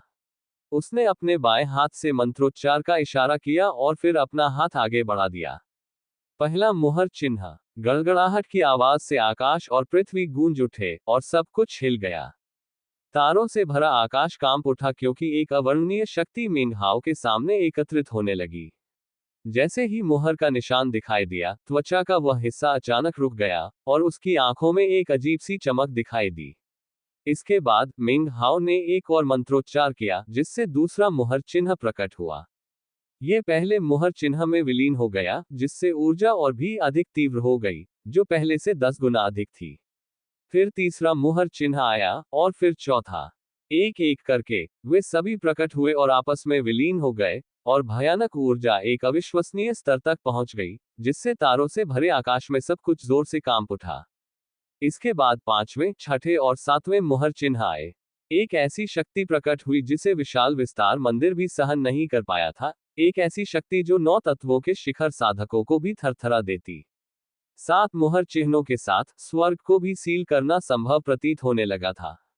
त्वचा का वह हिस्सा मानो सदमे में था। पहली बार वह पीछा करने के बजाय पीछे हटने लगा। हालांकि ठीक उसी क्षण मिंग हाओ की आंखों में प्रकाश चमक उठा और उसने अपने हाथ ऊपर उठा दिए। 7 मुहरों ने मिलकर एक चकाचौंध भरा जादुई प्रतीक बनाया जो तेजी से आगे बढ़ने लगा और ऐसी शक्ति का संचार करने लगा जो स्वर्ग को भी सील कर सकती थी। उससे निकलने वाला प्रकाश अत्यंत भव्य था, एक ऐसा प्रकाश जो हर चीज को नष्ट करने में सक्षम प्रतीत होता था, जो हर उज्ज्वल चीज को अंधकार में कर सकता था, जो सभी जीवित प्राणियों को सिर झुकाने पर मजबूर कर सकता था। प्रकाश का वह सागर तारों भरे आकाश में त्वचा के उस हिस्से की ओर बढ़ता हुआ गड़गड़ाहट के साथ गूंज उठा। यह क्या है? त्वचा के भीतर से अनगिनत चीखें गूंजने लगी। हालांकि चाहे वह कितनी भी कोशिश कर ले, प्रकाश से बचना असंभव था, जो त्वचा पर जोर से टकराया। मेंग हाओ के पीछे तोता जो कुछ हो रहा था उसे देखकर सदमे से मुंह खोले खड़ा था। मेंग हाओ कांप उठा और उसके मुंह से खून निकल आया। इस तरह अधूरे नौवें जादू का इस्तेमाल करना बहुत बड़ी कीमत चुकाने पर ही संभव था। चारों दिशाओं में गर्जना की आवाजें फैल गईं, और उसी समय प्रकाश से टुकड़े टुकड़े होती त्वचा से दिल दहला देने वाली चीखें गूंज उठीं। अनेक बदहाल चेहरे दिखाई दिए, जो तुरंत उस स्तंभ की ओर वापस भागने लगे जहां से वे आए थे।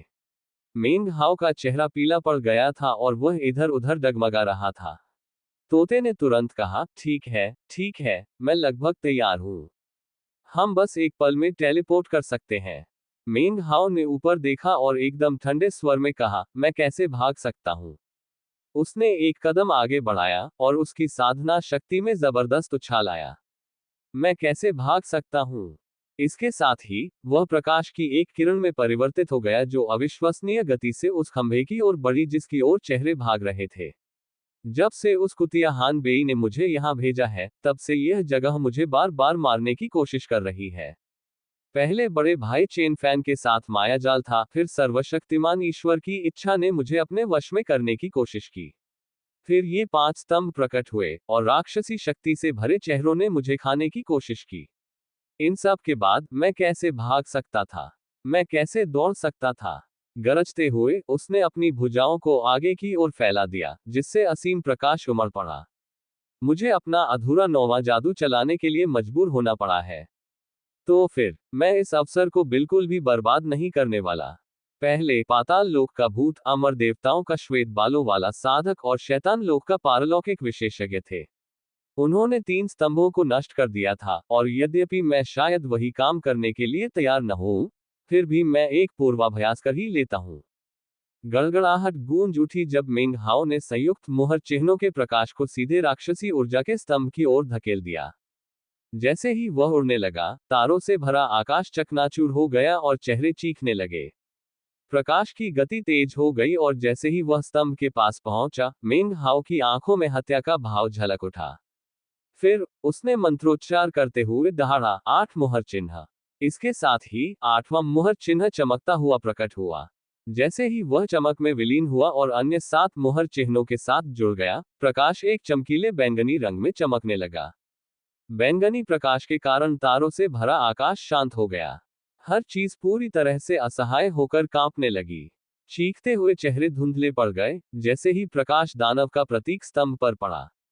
दानव स्तंभ के कांपने से आकाश फट गया और सब कुछ अराजकता में डूब गया। इसी बीच ऑलहेवन के तारों भरे आकाश में विशाल विस्तार ग्रह पर पहले महाद्वीप के एक शहर में, नश्वर दुनिया के शहरों में से एक में, मेंग हाओ के क्लोन का 9वां पुनर्जन्म लिटिल ट्रेजर अचानक खून की एक बड़ी घूंट खांसकर बाहर निकाल देता है। फिर वह एक पल के लिए वहीं लड़खड़ाता है और अंत में जमीन पर गिर पड़ता है। पूरे घर में अफरा तफरी मच गई। उसके माथे पर असंख्य मुहरों के निशान चमकने लगे और वह कांपने और ऐंठन महसूस करने लगा। विशाल भूभाग के बाहर भी लड़ाई जारी रही। मेंग हाओ के 9वें जादू के 8 मुहर चिन्हों से उत्पन्न प्रकाश इतना शक्तिशाली था कि वह 9 तत्व स्तर को भी पार कर गया। मेंग हाओ को ये तो नहीं पता था कि वह प्रकाश पारलौकिक स्तर से कितना दूर था, लेकिन उसे पूरा यकीन था कि 9 तत्व स्तर का कोई भी साधक इसके सामने टिक नहीं पाएगा। कान फाड़ देने वाली गड़गड़ाहट चारों दिशाओं में फैल गई। चेहरे स्तंभ में वापस आने से पहले ही जलकर राख हो गए। मरने से पहले उन्होंने दर्द भरी चीखें निकाली, जो शुरू होने से पहले ही लगभग थम गईं। विलीन होने से ठीक पहले उनके चेहरे पर मुक्ति और कृतज्ञता के भाव प्रतीत हो रहे थे। कुछ ही देर में सब कुछ शांत और स्थिर हो गया। यह सब इतनी जल्दी हुआ कि न तो मेंग हाओ और न ही तोते ने कभी कल्पना की थी। तोते ने कांपते हुए दानव स्तंभ और पागलपन का भाव बिखेरते हुए मेंग हाओ की ओर देखा। मेंग हाओ को घूरते हुए तोते ने गहरी सांस ली। इतने सालों की जुदाई के बाद भी मेंग हाओ अब भी छोटी छोटी बातों पर भी बदला लेने वाला निकला। ये क्या करने की योजना बना रहा है? तोते ने अविश्वास से आंखें चौड़ी करते हुए सोचा। कितना क्रूर! उस स्तंभ को तो केवल एक पारलौकिक साधक ही नष्ट कर सकता है।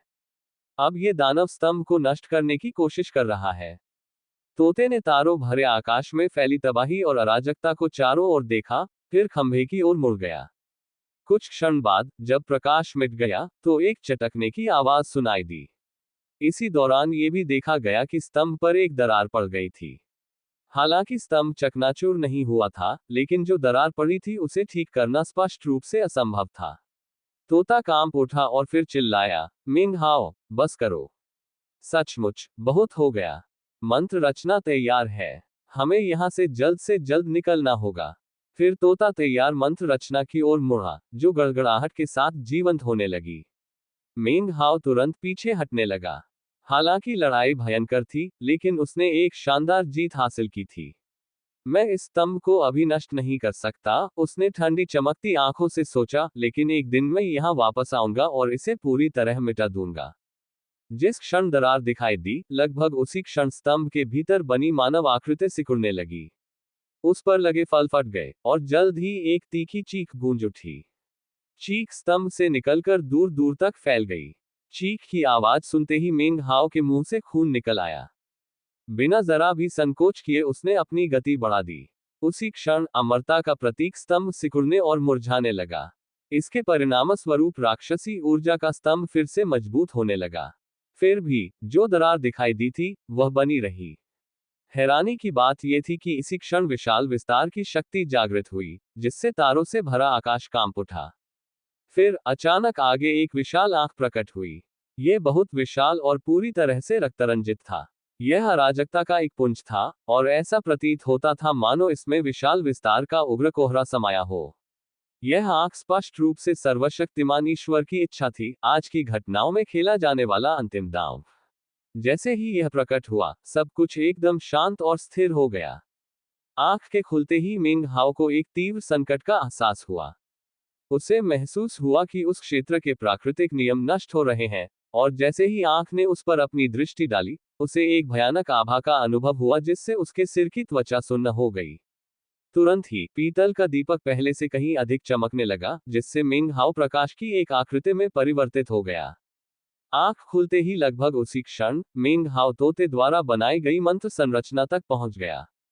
जैसे ही जादू का प्रभाव सक्रिय होने लगा, तोते ने जोर से आवाज निकाली। हालांकि जैसे ही प्रकाश चमकना शुरू हुआ, मानो शाश्वत आंख ने अपने चारों ओर के तारों भरे आकाश को मरोड़कर विकृत कर दिया और एक विशालकाय मुंह प्रकट हुआ। फिर वह मुंह मेंग हाओ और तोते की ओर ऐसे झपटा मानो उन्हें निगलने वाला हो। तोते की आंखें चमकीली लाल थीं, और वह फिर से चिल्लाया। तांबे के दर्पण पर फैलती दरारों से चटकने की आवाजें सुनाई दी। दर्पण को तोड़कर सर्वशक्तिमान की इच्छा से बदले प्राकृतिक नियम के प्रभावों को निष्प्रभावी किया जा सकता था। कुछ क्षण बाद गड़गड़ाहट की आवाजें गूंजी और तोता और मेंग हाओ गायब हो गए। तभी वह मुंह वहां पहुंचा। उसने एक बहुत बड़ा टुकड़ा खाया, जिससे तारों से भरा आकाश कांप उठा, और जहां टेलीपोर्टेशन पोर्टल था, वहां एक विशाल धुआं उगलता हुआ गड्ढा बन गया।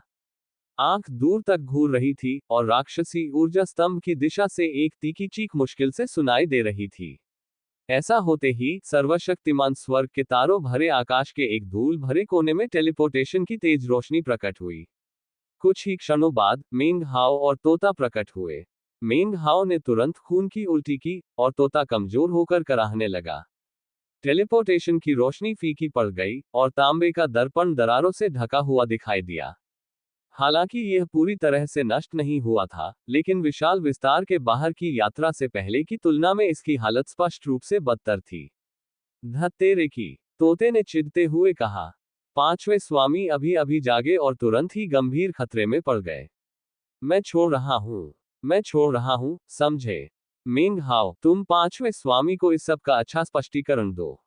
मेंग हाओ ने एक प्रश्न के साथ उत्तर दिया। क्या वहां सर्वस्व है? क्या सर्वस्व विशाल विस्तार के तारों भरे आकाश की इच्छा है? जब तोते ने बोलना शुरू किया तो उसकी आंखों में भय स्पष्ट दिखाई दे रहा था। किंवदंतियां कहती हैं कि विशाल आकाश के तारों भरे आकाश के विश्व सार में एक इच्छा शक्ति है, जिसे सर्वस्व कहा जाता है। उस इच्छा शक्ति का मूल स्वरूप विशाल आकाश के बाहर विद्यमान है। फिर भी वह इच्छा शक्ति स्वयं विशाल आकाश को भी व्याप्त कर सकती है। आरंभ में उस इच्छा शक्ति ने सभी जीवित प्राणियों को आशीर्वाद दिया, और माना जाता है कि उसने सभी जीवित प्राणियों को साधना का अभ्यास भी सिखाया। लेकिन समय बीतने के साथ वह कमजोर पड़ने लगी और फिर पागल हो गई। लेकिन मेरे भीतर एक धुंधली सी याद है जो ये संकेत देती है कि इस सर्वस्व का वास्तव में कोई और मूल है। वह क्या है, यह कोई नहीं जानता। यहां तक कि मैं भी निश्चित नहीं हूं। धिक्कार है, मैं कैसे नहीं जान सकता? तोते ने उलझन में अपना सिर हिलाया।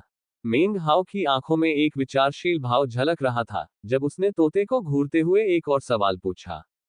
क्या तुम्हें पैट्रियार्क वास्ट एक्सपेंस ने बनाया है? परमेश्वर वशीभूत, तोते ने बुदबुदाया, उसकी आंखों में यादों की चमक थी। जागने के बाद उसकी यादें धीरे धीरे सामने आने लगी थीं। कुछ देर बाद उसने सिर हिलाया, लेकिन फिर अचानक हिचकिचा उठा। जाहिर है, परमेश्वर वशीभूत ने तांबे का दर्पण बनाया था, लेकिन तोते को नहीं। जाहिर है, तोता उस समय से आया था जब परमेश्वर वशीभूत भी जीवित नहीं थे। तोता अतीत के बारे में सोचना नहीं चाहता था, और इसलिए वह मिंग हाओ पर चिल्लाने लगा। भूल जाओ, मिंग हाओ, तुम्हें मुझे स्पष्टीकरण देना होगा। धिक्कार है, पांचवें स्वामी की यादें अभी अभी वापस आई थी, और फिर मैं डर के मारे लगभग मर ही गया था।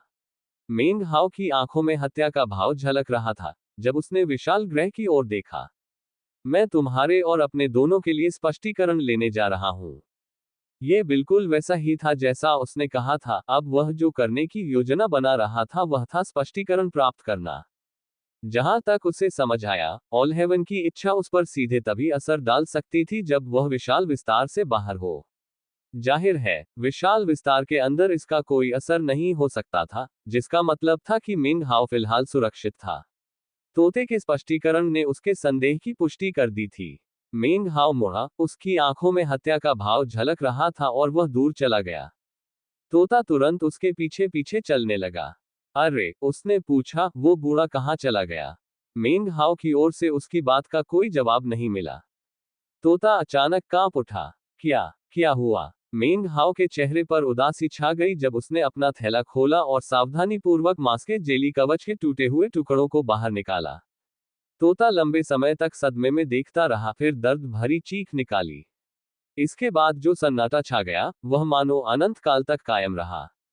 आखिरकार तोते ने मिंग हाओ की ओर देखा और उसकी आंखें पूरी तरह से लाल थीं। मिंग हाओ, मैं तुमसे एक बात पूछने जा रहा हूं, और तुम्हें इसका जवाब देना होगा। हम उन्हें मारने कब जाएंगे? जल्द ही, मिंग हाओ ने धीमी आवाज में जवाब दिया, उसकी आंखें भी उतनी ही लाल थीं। हम 33 स्वर्गों का संहार करेंगे, हम अमर देव महाद्वीप का संहार करेंगे, और हम शैतान लोक महाद्वीप का संहार करेंगे। फिर हम विशाल विस्तार से बाहर निकलकर सर्वशक्तिमान स्वर्ग की इच्छा का संहार करेंगे। जल्द ही। इतना कहकर वह प्रकाश की एक किरण में परिवर्तित हो गया जो तारों भरे आकाश में बिजली की तरह तेजी से आगे बढ़ी। जैसे जैसे वह उड़ता गया, उसने अपनी साधना शक्ति को बढ़ाया, लेकिन उसका मुरझाया हुआ शरीर जल्दी ठीक नहीं हो रहा था। वह बेहद दुबला पतला और इसीलिए बेहद भयंकर दिख रहा था। उसकी आंखों में लाल रोशनी चमक रही थी, जिससे वह ऐसा लग रहा था मानो अभी अभी कब्र से निकला हो। जैसे ही वह घातक इरादे से विशाल ग्रह की ओर उड़ा, आकाश और पृथ्वी में भयानक गड़गड़ाहट गूंज उठी। कुछ ही महीनों की यात्रा में आखिरकार वह विशाल ग्रह से बहुत दूर नहीं था। जल्द ही, वह कुछ दूरी से उस ग्रह को देख रहा था। जैसे ही वह पास पहुंचा, ग्रह की सुरक्षात्मक ढाल उसे रोकने के लिए मानो ऊपर उठ खड़ी हुई। मिंग हाओ ने उसकी ओर देखा तक नहीं। वह सीधे उसके पार चला गया, जिसके बाद एक गंभीर और गरिमामय आवाज गूंज उठी। सादर प्रणाम, नौवें पैरागॉन। आपका वापस स्वागत है। आवाज गूंजते ही मिंग हाओ ने विशाल विस्तार ग्रह के वातावरण में प्रवेश कर लिया। जैसे ही उसने प्रवेश किया, अन्य पैरागन उसकी उपस्थिति को भांप गए, और उसकी तीव्र घातक आभा ने उन सभी को ऊपर देखने के लिए मजबूर कर दिया। संप्रदाय प्रमुख जिन युनशान और बाकी सभी लोग कब्रिस्तान से लौट आए थे। वे अभी भी 9वें भूभाग तक पहुंचने में सफल नहीं हो पाए थे। लगातार असफलताओं के बाद वे ध्यान में पालथी मारकर बैठे थे, लेकिन अब उनके चेहरों पर सदमे के भाव स्पष्ट दिखाई दे रहे थे। जिन युनशान सबसे ज्यादा कांप रहा था। जैसे ही उसे एहसास हुआ कि वह जानलेवा इरादा किसका है, उसने अनजाने में ही नीचे हाथ बढ़ाकर अपने सुरक्षा कवच को रगड़ा, जिससे उसे थोड़ा बेहतर महसूस हुआ। ये 9वां आदर्श है। यह आभा, वह इतना शक्तिशाली कैसे हो गया? वह सैकड़ों वर्षों से लापता था, मुझे विश्वास ही नहीं हो रहा कि वह आखिरकार वापस आ गया है।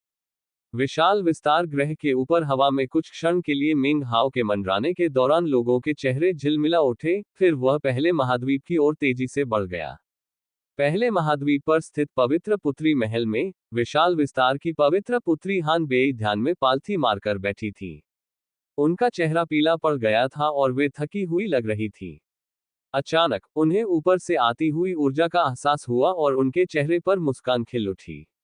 लेकिन वह मुस्कान पल भर में जम गई, और वह अविश्वास और सदमे के भाव से भरी हुई अपने पैरों पर खड़ी हो गई।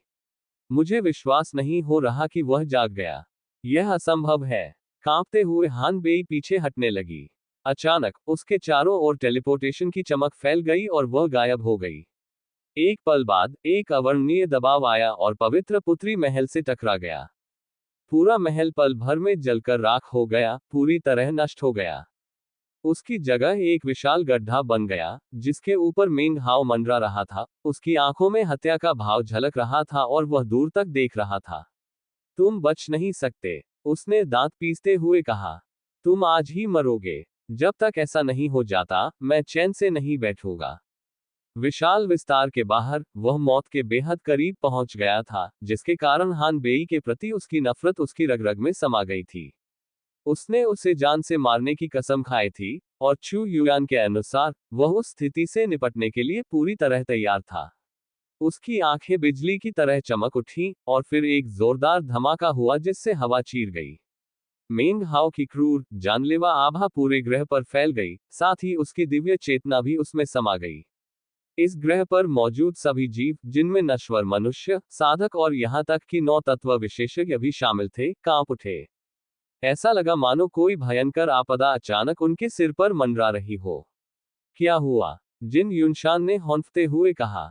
वह मेंग हाओ से निकल रही प्रचंड, जानलेवा आभा को महसूस कर सकता था, और यह स्पष्ट था कि पिछली बार जब उन दोनों का आमना सामना हुआ था, तब की तुलना में ये कई गुना अधिक शक्तिशाली थी।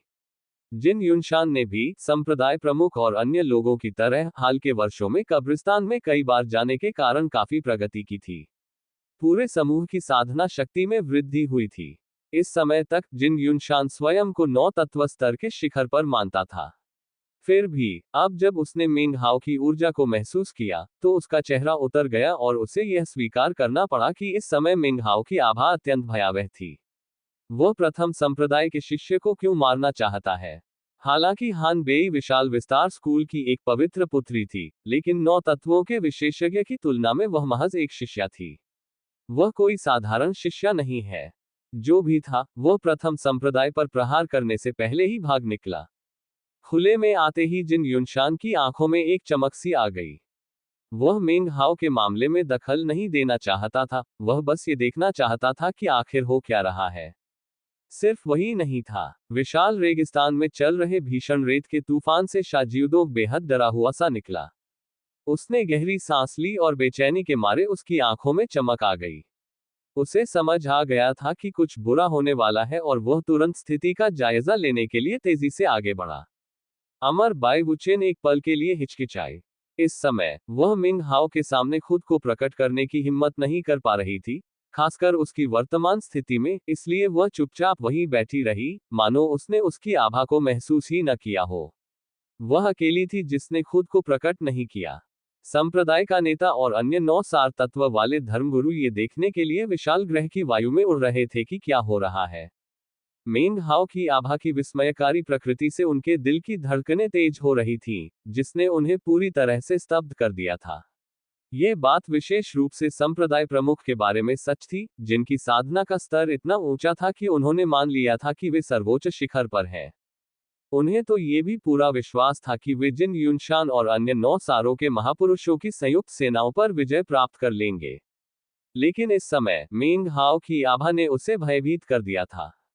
दबाव का ये तीव्र स्तर सहन करना लगभग असंभव था। वह इतना शक्तिशाली कैसे हो गया? संप्रदाय के नेता ने सोचा। यह तो समझ में आता है कि हमारे साधना स्तर में वृद्धि हुई, जो कि कब्रिस्तान में स्थित वेदियों का फल है। लेकिन वह कुछ 100 वर्षों के लिए गायब हो गया था, और अब जब वह वापस आया है, तो वह अचानक अकल्पनीय रूप से अधिक शक्तिशाली हो गया है। संप्रदाय प्रमुख की आंखों में एक चमक आए और वह और भी तेजी से आगे बढ़ा। आखिरकार प्रथम संप्रदाय का शिष्य हान बेई वास्तव में उसका ही शिष्य था। उसने उसे अपनी इकलौती शिष्या के रूप में स्वीकार किया था, और अब मेंग हाओ उसका पीछा करके उसे जान से मारने की कोशिश कर रहा था। स्पष्ट रूप से इसमें कुछ रहस्य छिपे हुए थे। जब सभी लोग पहले महाद्वीप की ओर तेजी से बढ़ रहे थे, तभी अचानक मेंग हाओ एक अलग स्थान पर प्रकट हुआ, एक ऐसी जगह जहां टेलीपोर्टेशन की शक्ति प्रबल थी। यह वही स्थान था जहां हान बेई ने टेलीपोर्ट किया था। यह एक छोटा संप्रदाय था जो सीधे तौर पर विशाल विस्तार स्कूल के अधीन नहीं था। मेंग हाओ के प्रकट होते ही चारों ओर हलचल मच गई। संप्रदाय 9 अलग अलग पहाड़ों पर बना था, जो सभी तेज रोशनी से जगमगा उठे। स्पष्ट रूप से यह एक जादुई संरचना थी। इसके अलावा कुछ ही क्षणों बाद तलवार की 9 तीव्र ऊर्जा की किरणें अचानक मेंग हाओ की ओर निकली। उस इलाके की धरती कांप उठी, क्योंकि 9 पर्वत स्वयं हवा में उठ खड़े हुए। वहां बड़ी संख्या में साधक भी थे, जिनकी आंखें लाल चमक रही थीं और जो अपने होश में न होते हुए भी उन्माद में मेंग हाओ की ओर दौड़ पड़े। हान बेई कई वर्षों से विशाल ग्रह पर रह रही थी और हमेशा मेंग हाओ से सावधान रहती थी। हालांकि हाल ही में वह थोड़ी लापरवाह हो गई थी, लेकिन उसकी सारी तैयारियां अभी भी पूरी थीं। यह उन स्थानों में से एक था जिसे उसने विशेष रूप से मिंग हाओ से निपटने के लिए अलग रखा था। उसे मार डालो। हजारों साधकों ने दहाड़ लगाई। मंत्र संरचना 9 पर्वतों और तलवार की 9 किरणों के संयोजन से वे आक्रामक रूप से मिंग हाओ की ओर बढ़े। मिंग हाओ की आंखों में चमक आ गई और उसकी हत्या करने की इच्छा पहले से कहीं अधिक प्रबल हो गई। चूंकि ये लोग उसे रोकने की कोशिश कर रहे थे, इसका मतलब था कि वे हान बेई के सहयोगी थे, और इस प्रकार वे उसके दुश्मन थे। मर जा, उसने अधीरता से कहा और अपना हाथ जोर से आगे बढ़ाया। सब कुछ धुंधला हो गया और तेज हवा चलने लगी, तभी एक विशाल हाथ प्रकट हुआ। हाथ तलवार की 9 ऊर्जा धाराओं से टकराया, जो साधारण 9 तत्व साधक के लिए कम से कम थोड़े समय के लिए समस्या पैदा करने के लिए पर्याप्त शक्तिशाली थी। लेकिन जब वे मिंग हाओ द्वारा भेजे गए जादुई हाथ से टकराईं, तो वे तुरंत चकनाचूर हो गईं। वे एक भी प्रहार का सामना करने के लिए पर्याप्त शक्तिशाली नहीं थी। तलवार की ऊर्जा नष्ट होते ही गड़गड़ाहट की आवाजें गूंज उठी। इसके बाद हाथ पहाड़ों पर जा गिरा। पहाड़ कांप उठे और उनमें दरारें फैल गईं। फिर वे अनगिनत टुकड़ों में बिखर गए। ये सारी घटना पलक झपकते ही घटित हो गई। हाथ की गति जरा भी धीमी नहीं हुई थी। वह साधकों और मंत्र संरचना से टकराया, जिससे एक जोरदार गड़गड़ाहट फैल गई। जमीन पर एक विशाल हाथ का निशान बना हुआ था, जिसके चारों ओर दरारें फैली हुई थी जो हर दिशा में दूर तक जाती थी। मंत्रों का घेरा पूरी तरह से नष्ट हो गया था, और हमला करने के लिए आगे बढ़ रहे साधक खून से लथपथ हो गए थे। सब कुछ शांत हो गया। अगर मिंग हाओ एक साधारण 9 तत्व साधक होता, तो इस छोटे से जाल से शायद उसकी मृत्यु न होती, बल्कि कम से कम उसे कुछ समय के लिए टाला जा सकता था। और हान बेई को इस समय बस समय की ही जरूरत थी। हालांकि मौजूदा मिंग हाओ के लिए इस जगह को नष्ट करना सांस लेने जितना आसान था। उसकी आंखें झपकती रहीं और उसने हान बेई की आभा का पता लगाने के लिए हवा में हाथ हिलाया। कुछ देर जांच करने के बाद उसने ठंडी सांस ली और फिर अपनी दिव्य चेतना को चारों दिशाओं में फैलाया। हालांकि उसे हान बेई का कोई निशान नहीं मिला। तोता, उसने घबराकर कहा। तोता अपने थैले से बाहर निकला, चकाचौंध कर देने वाली रोशनी बिखेरता हुआ, उसकी आंखें चमक रही थी। मेंग हाओ ने अपनी दिव्य चेतना को पुनः प्रवाहित किया, और इस बार तोते ने एक कर्कश आवाज निकाली जिससे उसकी दिव्य चेतना और भी प्रबल हो गई। सब कुछ जोर से कांपने लगा। गड़गड़ाहट। एक तेज हवा चली, जिसके बीच मेंग हाओ था। उसकी दैवीय चेतना तेजी से फैलती गई और उसने विशाल ग्रह को भर दिया। अंततः उसने एक अन्य छोटे संप्रदाय में हान बेई को देखा। जैसे ही उसने उसकी स्थिति का पता लगाया, वह आगे बढ़ा, हवा को चीरता हुआ दरार से गुजर गया। पल भर में वह ठीक उसी स्थान पर प्रकट हो गया, जिसे उसने अभी अभी पहचाना था। जैसे ही वह प्रकट हुआ, हान बेई संप्रदाय के एक टेलीपोर्टेशन पोर्टल पर कदम रख रही थी। उसने अचानक चारों ओर देखा तो पाया कि मिंग हाओ हवा में तेजी से उसकी ओर आ रहा है। उसका चेहरा पीला पड़ गया और उसने अचानक अपने हाथ से मंत्र संरचना पर प्रहार किया। एक जोरदार धमाका हुआ और मंत्र संरचना सक्रिय होने लगी।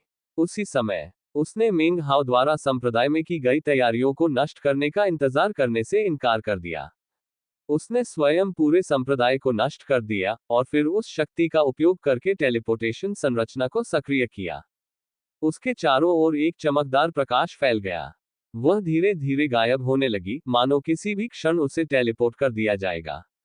लेकिन मिंग हाओ ऐसा होने कैसे दे सकता था? उसने अपना दाहिना हाथ बढ़ाया और सीधे हान बेई की ओर उंगली उठाई। 8वां हैक्स। गड़गड़ाहट की आवाजें गूंज उठी जब 8वें जादू के अंतरिक्ष का सार नीचे उतरा और सब कुछ अपनी जगह पर स्थिर कर दिया। अंतरिक्ष सील हो गया, हवा सील हो गई, सब कुछ सील हो गया। प्रकाश की किरण भी अचानक रुक गई। मेंग हाओ ने प्रकाश और उसमें व्याप्त विनाशकारी शक्ति को पूरी तरह से अनदेखा करते हुए आगे कदम बढ़ाया और अंदर चला गया। प्रकाश उस पर पड़ा, एक पल के लिए विकृत हुआ और फिर गायब हो गया। मेंग हाओ ने मंत्र संरचना पर कदम रखा, हाथ बढ़ाया और अर्ध पारदर्शी हान बेई को पकड़ लिया। जैसे ही उसका हाथ उस पर पड़ा, वो कड़वाहट से हंस पड़ी। अगर तुमने मुझे मारा तो चू युयान मर जाएगी, वह चीखी। उसके शब्द गूंजते ही, और इससे पहले कि वह एक और वाक्य बोल पाती, मेंग हाओ का चेहरा एकदम ठंडा पड़ गया। बिना किसी झिझक के उसने उसकी गर्दन तोड़ दी। हान बेई को अपनी आंखों पर विश्वास नहीं हो रहा था कि क्या हो रहा है। तभी एक जोरदार धमाका हुआ और वह खून और मांस के ढेर में बिखर गई। वह शरीर और मन से पूरी तरह नष्ट हो चुकी थी। यह तुम्हारा असली रूप नहीं है, मेंग हाओ ने शांत भाव से कहा, यह तो सिर्फ एक उपकरण है जिसे त्याग दिया जाना है, या शायद पुनर्जन्म के बीज के रूप में इस्तेमाल किया जाने वाला एक क्लोन है। अब जब मैंने इस शरीर को मार डाला है, तो मैं ये देखने के लिए उत्सुक हूं कि तुम मेरे क्रोध से बचने के लिए और कौन से तरीके अपनाओगी। उसने अपनी आंखें बंद कर ली और हान बेई के शरीर की आभा का पीछा करते हुए उससे फिर से ढूंढने की कोशिश करने लगा। हान बेई बेहद चालाक थी और उसने जान बचाने के लिए कई बैकअप प्लान तैयार कर रखे थे। हैरानी की बात यह थी कि मेंग हाओ को भी ये पता लगाने में मुश्किल हो रही थी कि वह आखिर कहाँ टेलीपोर्ट हुई है।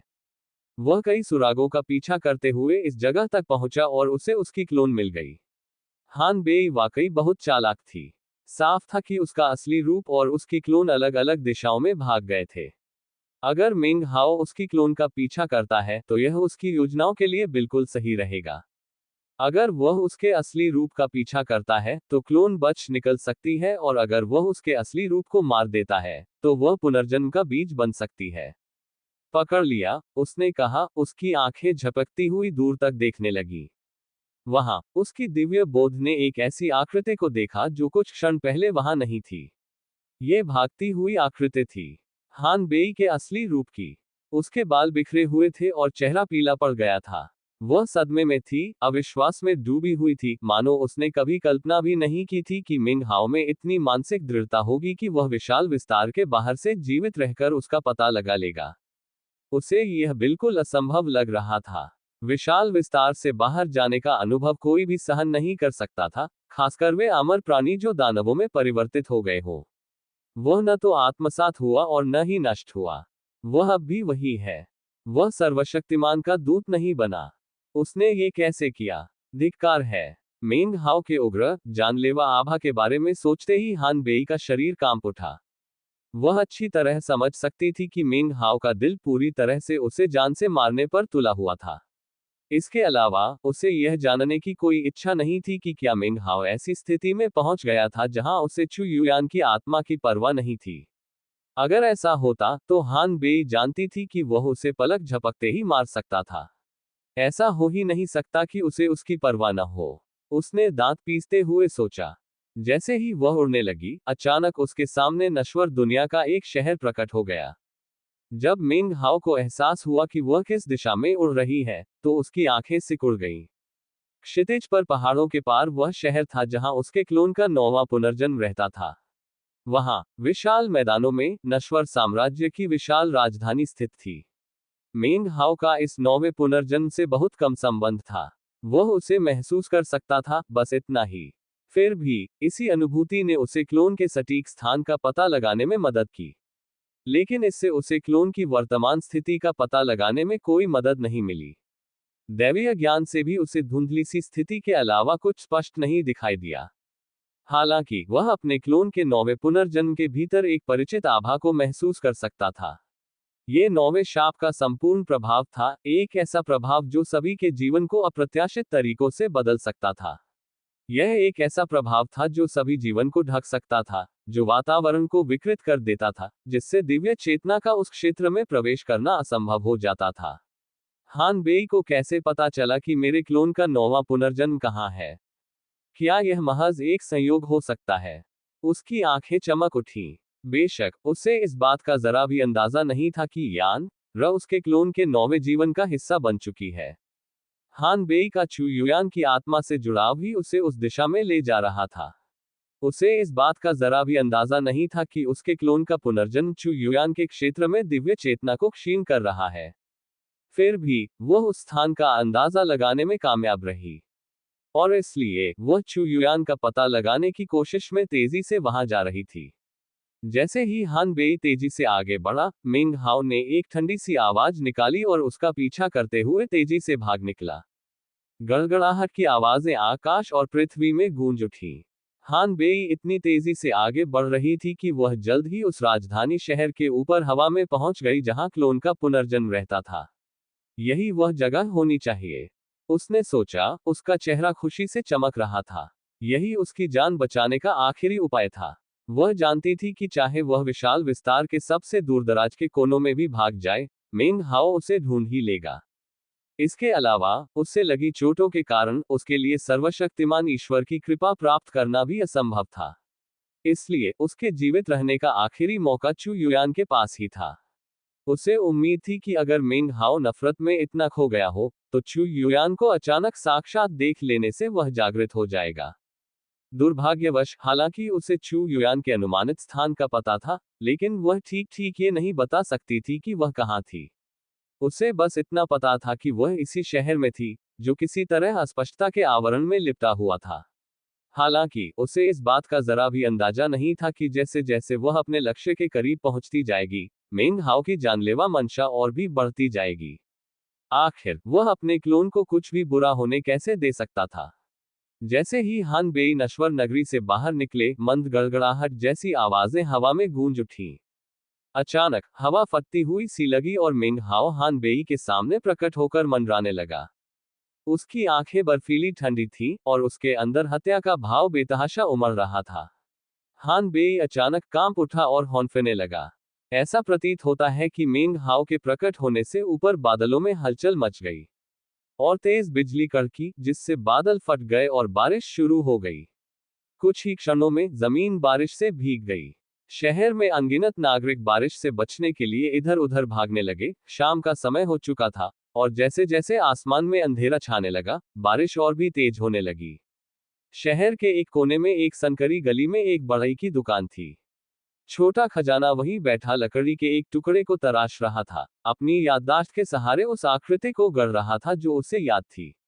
बाहर गरजने की आवाज आ रही थी और बारिश की आवाज सुनाई दे रही थी। आमतौर पर ये आवाजें उसकी कल्पना को जगा देती थी और उसे यह सोचने पर मजबूर कर देती थी कि बाहर का नजारा कैसा होगा। लेकिन आज उन्हें बेचैनी महसूस हो रही थी, मानो कोई महत्वपूर्ण घटना घटित होने वाली हो। कुछ ही देर में उन्हें अपने पीछे कदमों की आहट सुनाई दी। उनकी पत्नी उनके बगल में बैठ गई और उनके कंधे पर सिर रख दिया। उनके चेहरे पर मुस्कान खिल उठी और अचानक उनके दिल में उठ रही बेचैनी शांत हो गई। उनकी पत्नी ने उन्हें स्नेह से देखा और मुस्कुराई। उनका पेट थोड़ा फूला हुआ लग रहा था, उनके भीतर एक नन्हा सा जीवन धीरे धीरे बढ़ रहा था। अंधकार के आवरण के कारण मिंग हाओ का वास्तविक स्वरूप अपने क्लोन के 9वें जीवन में घटी घटनाओं से अनभिज्ञ था। साथ ही उस पुनर्जन्म के साथ जीवन भर रहे व्यक्ति के पास भी उस अंधकार के परे विद्यमान परिचित आभा का अनुभव करने का कोई तरीका नहीं था। अगर तुमने मुझे मार डाला तो चू युयान मर जाएगी, हान बेई ने तीखी आवाज में कहा। वह घबराई हुई थी और बहुत डरी हुई थी। बिजली कड़की और बारिश बरसने लगी। मिंग हाओ ने बारिश को खुद पर पड़ने से रोकने के लिए अपनी साधना शक्ति का इस्तेमाल नहीं किया। वह हवा में मंडराता रहा, उसकी आंखों में घातक इरादा झलक रहा था, और जैसे ही बारिश की बूंदें उस पर गिरी, वे बर्फ में बदल गईं और जमीन की ओर गिरने लगी। मिंग हाओ ने हान बेई की ओर देखा और फिर कहा, हमारी पहली मुलाकात तब हुई थी जब हम ब्लैक सीव संप्रदाय की प्राचीन पवित्र भूमि में गए थे। उनकी आंखों में यादों की चमक दौड़ गई। अतीत में वह जानबूझकर पुरानी यादों में खो जाने का समय नहीं निकालते थे। लेकिन जैसे जैसे समय बीतता गया, उनका अकेलापन बढ़ता गया, और फिर उन्होंने पर्वत और सागर राज्य के विनाश का सामना किया। अंततः वह उस स्थिति में पहुंच गए जहां वे पुरानी यादों में खो जाते थे। अगर मुमकिन होता तो वह यही चाहता कि उसके सारे दोस्त जो कभी उसके मित्र थे, वे मर न जाएं। ये बात खासकर उन लोगों के लिए सच थी जिन्हें उसने खुद मारा था। चेन फैन के बारे में भी उनकी यही भावना थी, और हान बेई के बारे में भी उनकी यही भावना थी। हान बेई ने जल्दी से उसकी ओर देखा, अतीत को याद करते हुए उसकी आंखों में मिश्रित भावनाएं झलक रही थीं। फिर मिंग हाओ की आंखों में तेज चमक आ गई। उसने अभी जो कहा था, वह 70% सच्चा और 30% कपटपूर्ण था। वह सचमुच आहें भर रहा था, लेकिन उसका इरादा हान बेई को अतीत के बारे में सोचने पर मजबूर करना था। पलक झपकते ही मिंग हाओ के दाहिने हाथ ने मंत्रोच्चार का संकेत दिया। कर्मिक हेक्सिंग प्रकट हुआ, और उंगली के इशारे से हान बेई कांपने लगी। उसके सभी कर्म सूत्र उसके सिर के ऊपर प्रकट हुए, जिनमें से मिंग हाओ ने एक सूत्र निकाला। यह कोई और नहीं बल्कि कर्म का धागा ही था जिसने उसे चू युयान से जोड़ा। उसी समय मिंग हाओ ने हवा में जोरदार वार किया। कुछ क्षण पहले उससे गिरे बर्फ के टुकड़े अचानक हवा में उड़ने लगे और अनगिनत तेज धारदार ब्लेडों में बदल गए जो हान बेई की ओर तेजी से बढ़े। और सटीक कहें तो वे उस कर्म धागे की ओर बढ़े जो उसे चू युयान से जोड़ता था। हान बेई की आंखें चौड़ी हो गईं और वह हौंफने लगी। वह तुरंत पीछे हट गई, दोनों हाथों से मंत्रोच्चार का इशारा करते हुए। फिर उसने अपने हाथों को आगे बढ़ाया और अपनी साधना शक्ति का प्रयोग किया। हालांकि वह मिंग हाओ का मुकाबला करने में असमर्थ थी। पलक झपकते ही बर्फ के टुकड़े सीधे उसके सामने आ गए और उसके शरीर को चीरने ही वाले थे। उसी क्षण वह चीख पड़ी। उसकी काली पुतलियां तेजी से बाहर की ओर फैल गईं, यहां तक कि आंखों के सफेद भाग को भी ढक लिया। फिर उसके भीतर से असीम इच्छाशक्ति का प्रवाह होने लगा। यह सर्वशक्तिमान ईश्वर की इच्छा थी, और जैसे ही यह विस्फोट हुआ, उसके मुंह के कोनों से खून बहने लगा। वह बुरी तरह कांपने लगी, और उसके अंदर से हड्डियां टूटने की आवाजें गूंजने लगी। मिंग हाओ को विशाल विस्तार से बाहर भेजने के लिए हान बेई ने भारी कीमत चुकाई थी। उसने सर्वशक्तिमान ईश्वर की इच्छा को जगाने के लिए स्वयं को मूलभूत स्तर पर चोट पहुंचाई थी। इसलिए जब उसने दोबारा ऐसा किया, तो वह खुद को बिखरने से बड़ी मुश्किल से रोक पाए। हालांकि जैसे जैसे उसका शरीर टूटने लगा, वह अविश्वसनीय शक्ति का प्रदर्शन करने में सक्षम थी। उसके आंतरिक अंग नष्ट हो रहे थे, जिससे उसके मुंह के कोनों से खून बह रहा था। फिर भी उसने अपना दाहिना हाथ बर्फ के टुकड़ों की ओर उठाया और उसे धकेल दिया। बर्फ के अचानक रुकने पर गड़गड़ाहट की आवाज सुनाई दी। फिर हर एक बर्फ फट गई और धुंध का रूप ले लिया। वह धुंध जमकर तीर का आकार ले लिया। हान बेई की आंखों में क्रूरता की चमक थी और वह तीर को मिंग हाओ पर वापस चलाने के लिए तैयार थी। लेकिन तभी उसका चेहरा उतर गया जब उसने देखा कि मिंग हाओ गायब हो गया है। इससे पहले कि वह पलट पाती, मिंग हाओ उसके पीछे प्रकट हो गया। उसे अपनी किसी भी दिव्य शक्ति का प्रयोग करने या बचाव करने का समय नहीं मिला। मिंग हाओ की आंखें चमक उठी और उसने अपना दाहिना हाथ हिलाते हुए तांबे का दर्पण प्रकट किया। उसमें बीचों बीच एक बड़ी दरार थी, लेकिन वह अब भी उतना ही अनमोल था जितना पहले था। तोता अचानक प्रकट हुआ और जोर से चीखने लगा। उसी समय दर्पण की सतह तैरने लगी और उसके 9 टुकड़ों में से एक टुकड़ा निकलकर हान बेई की पीठ के बीचों बीच जा लगा। फिर भी हान बेई की ऊर्जा बढ़ती रही और असीम इच्छाशक्ति उनमें समाहित होती रही। उन्होंने अपने दाहिने हाथ से मंत्रोच्चार का संकेत किया और फिर पीछे की ओर इशारा किया, जिससे मिंग हाओ के चारों ओर की हवा बिखर गई। ऊर्जा के एक विस्फोट ने उन्हें अलग कर दिया, जिसके बाद मिंग हाओ फिर से गायब हो गया।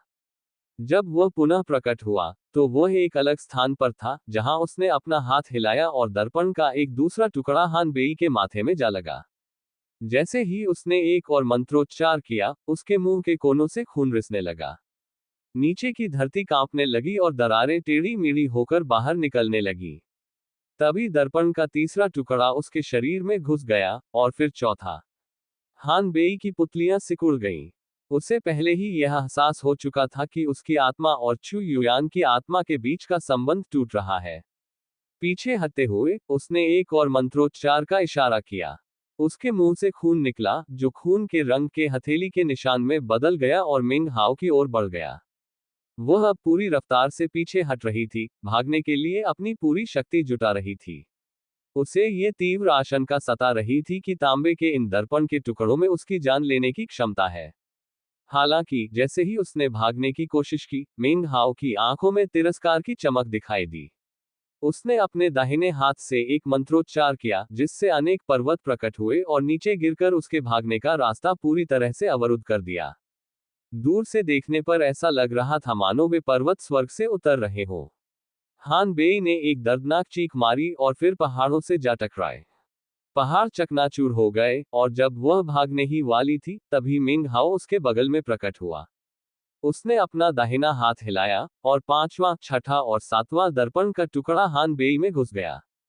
हान बेई का चेहरा पीला पड़ गया था और उसके भीतर सर्वशक्तिमान ईश्वर की इच्छाशक्ति पूरी ताकत से उमड़ पड़ी थी।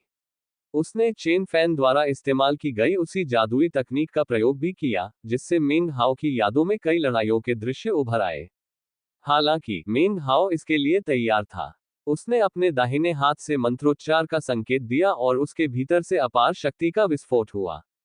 ये कर्मिक हैक्सिंग थी जिसने पल भर में उसके कर्म को नष्ट कर दिया। फिर दर्पण का आठवां टुकड़ा उसकी छाती में घुस गया। वह कड़वाहट से हंस पड़ी। इस समय तक चु युयान की आत्मा से उसका संबंध लगभग पूरी तरह टूट चुका था। मिंग हाओ को घूरते हुए उसने दांत पीसते हुए अप्रत्याशित रूप से अपनी आत्मा को ही नष्ट करने का फैसला किया। शायद मैं हमेशा के लिए गायब हो जाऊं, उसने पागलपन से भरी आंखों से कहा, लेकिन कम से कम मैं तुम्हारे दिल को पीड़ा में छोड़ सकती हूं। धमाके की गूंज सुनाई दी और विस्फोट की शक्ति बाहर निकलने लगी।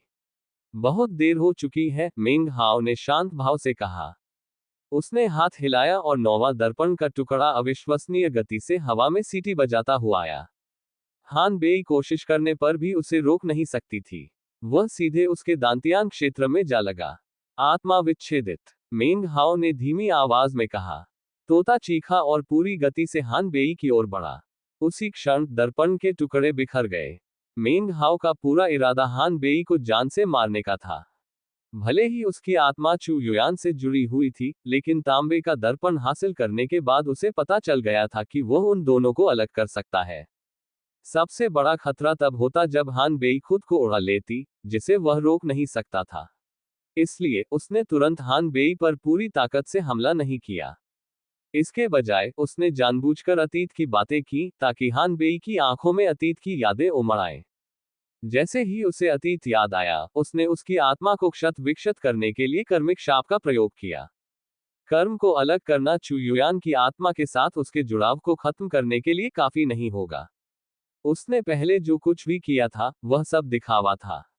उसका असली मकसद तांबे के दर्पण और तोते का इस्तेमाल करके उनकी आत्माओं को पूरी तरह से अलग करना था।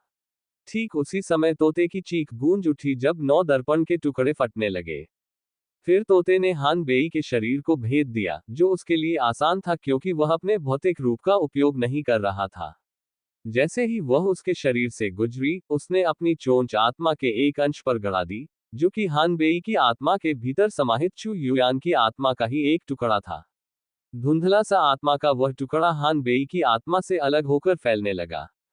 उसी क्षण दर्पण के टुकड़ों के विस्फोट की पूरी शक्ति उमड़ पड़ी। 9 अलग अलग विस्फोटों ने हान बेई को चीर डाला और उस बिंदु पर प्रहार किया जहां दोनों आत्माएं जुड़ी हुई थीं। हान बेई ने एक दिल दहला देने वाली चीख मारी क्योंकि उसकी आत्मा चु युयान की आत्मा से अलग हो गई थी।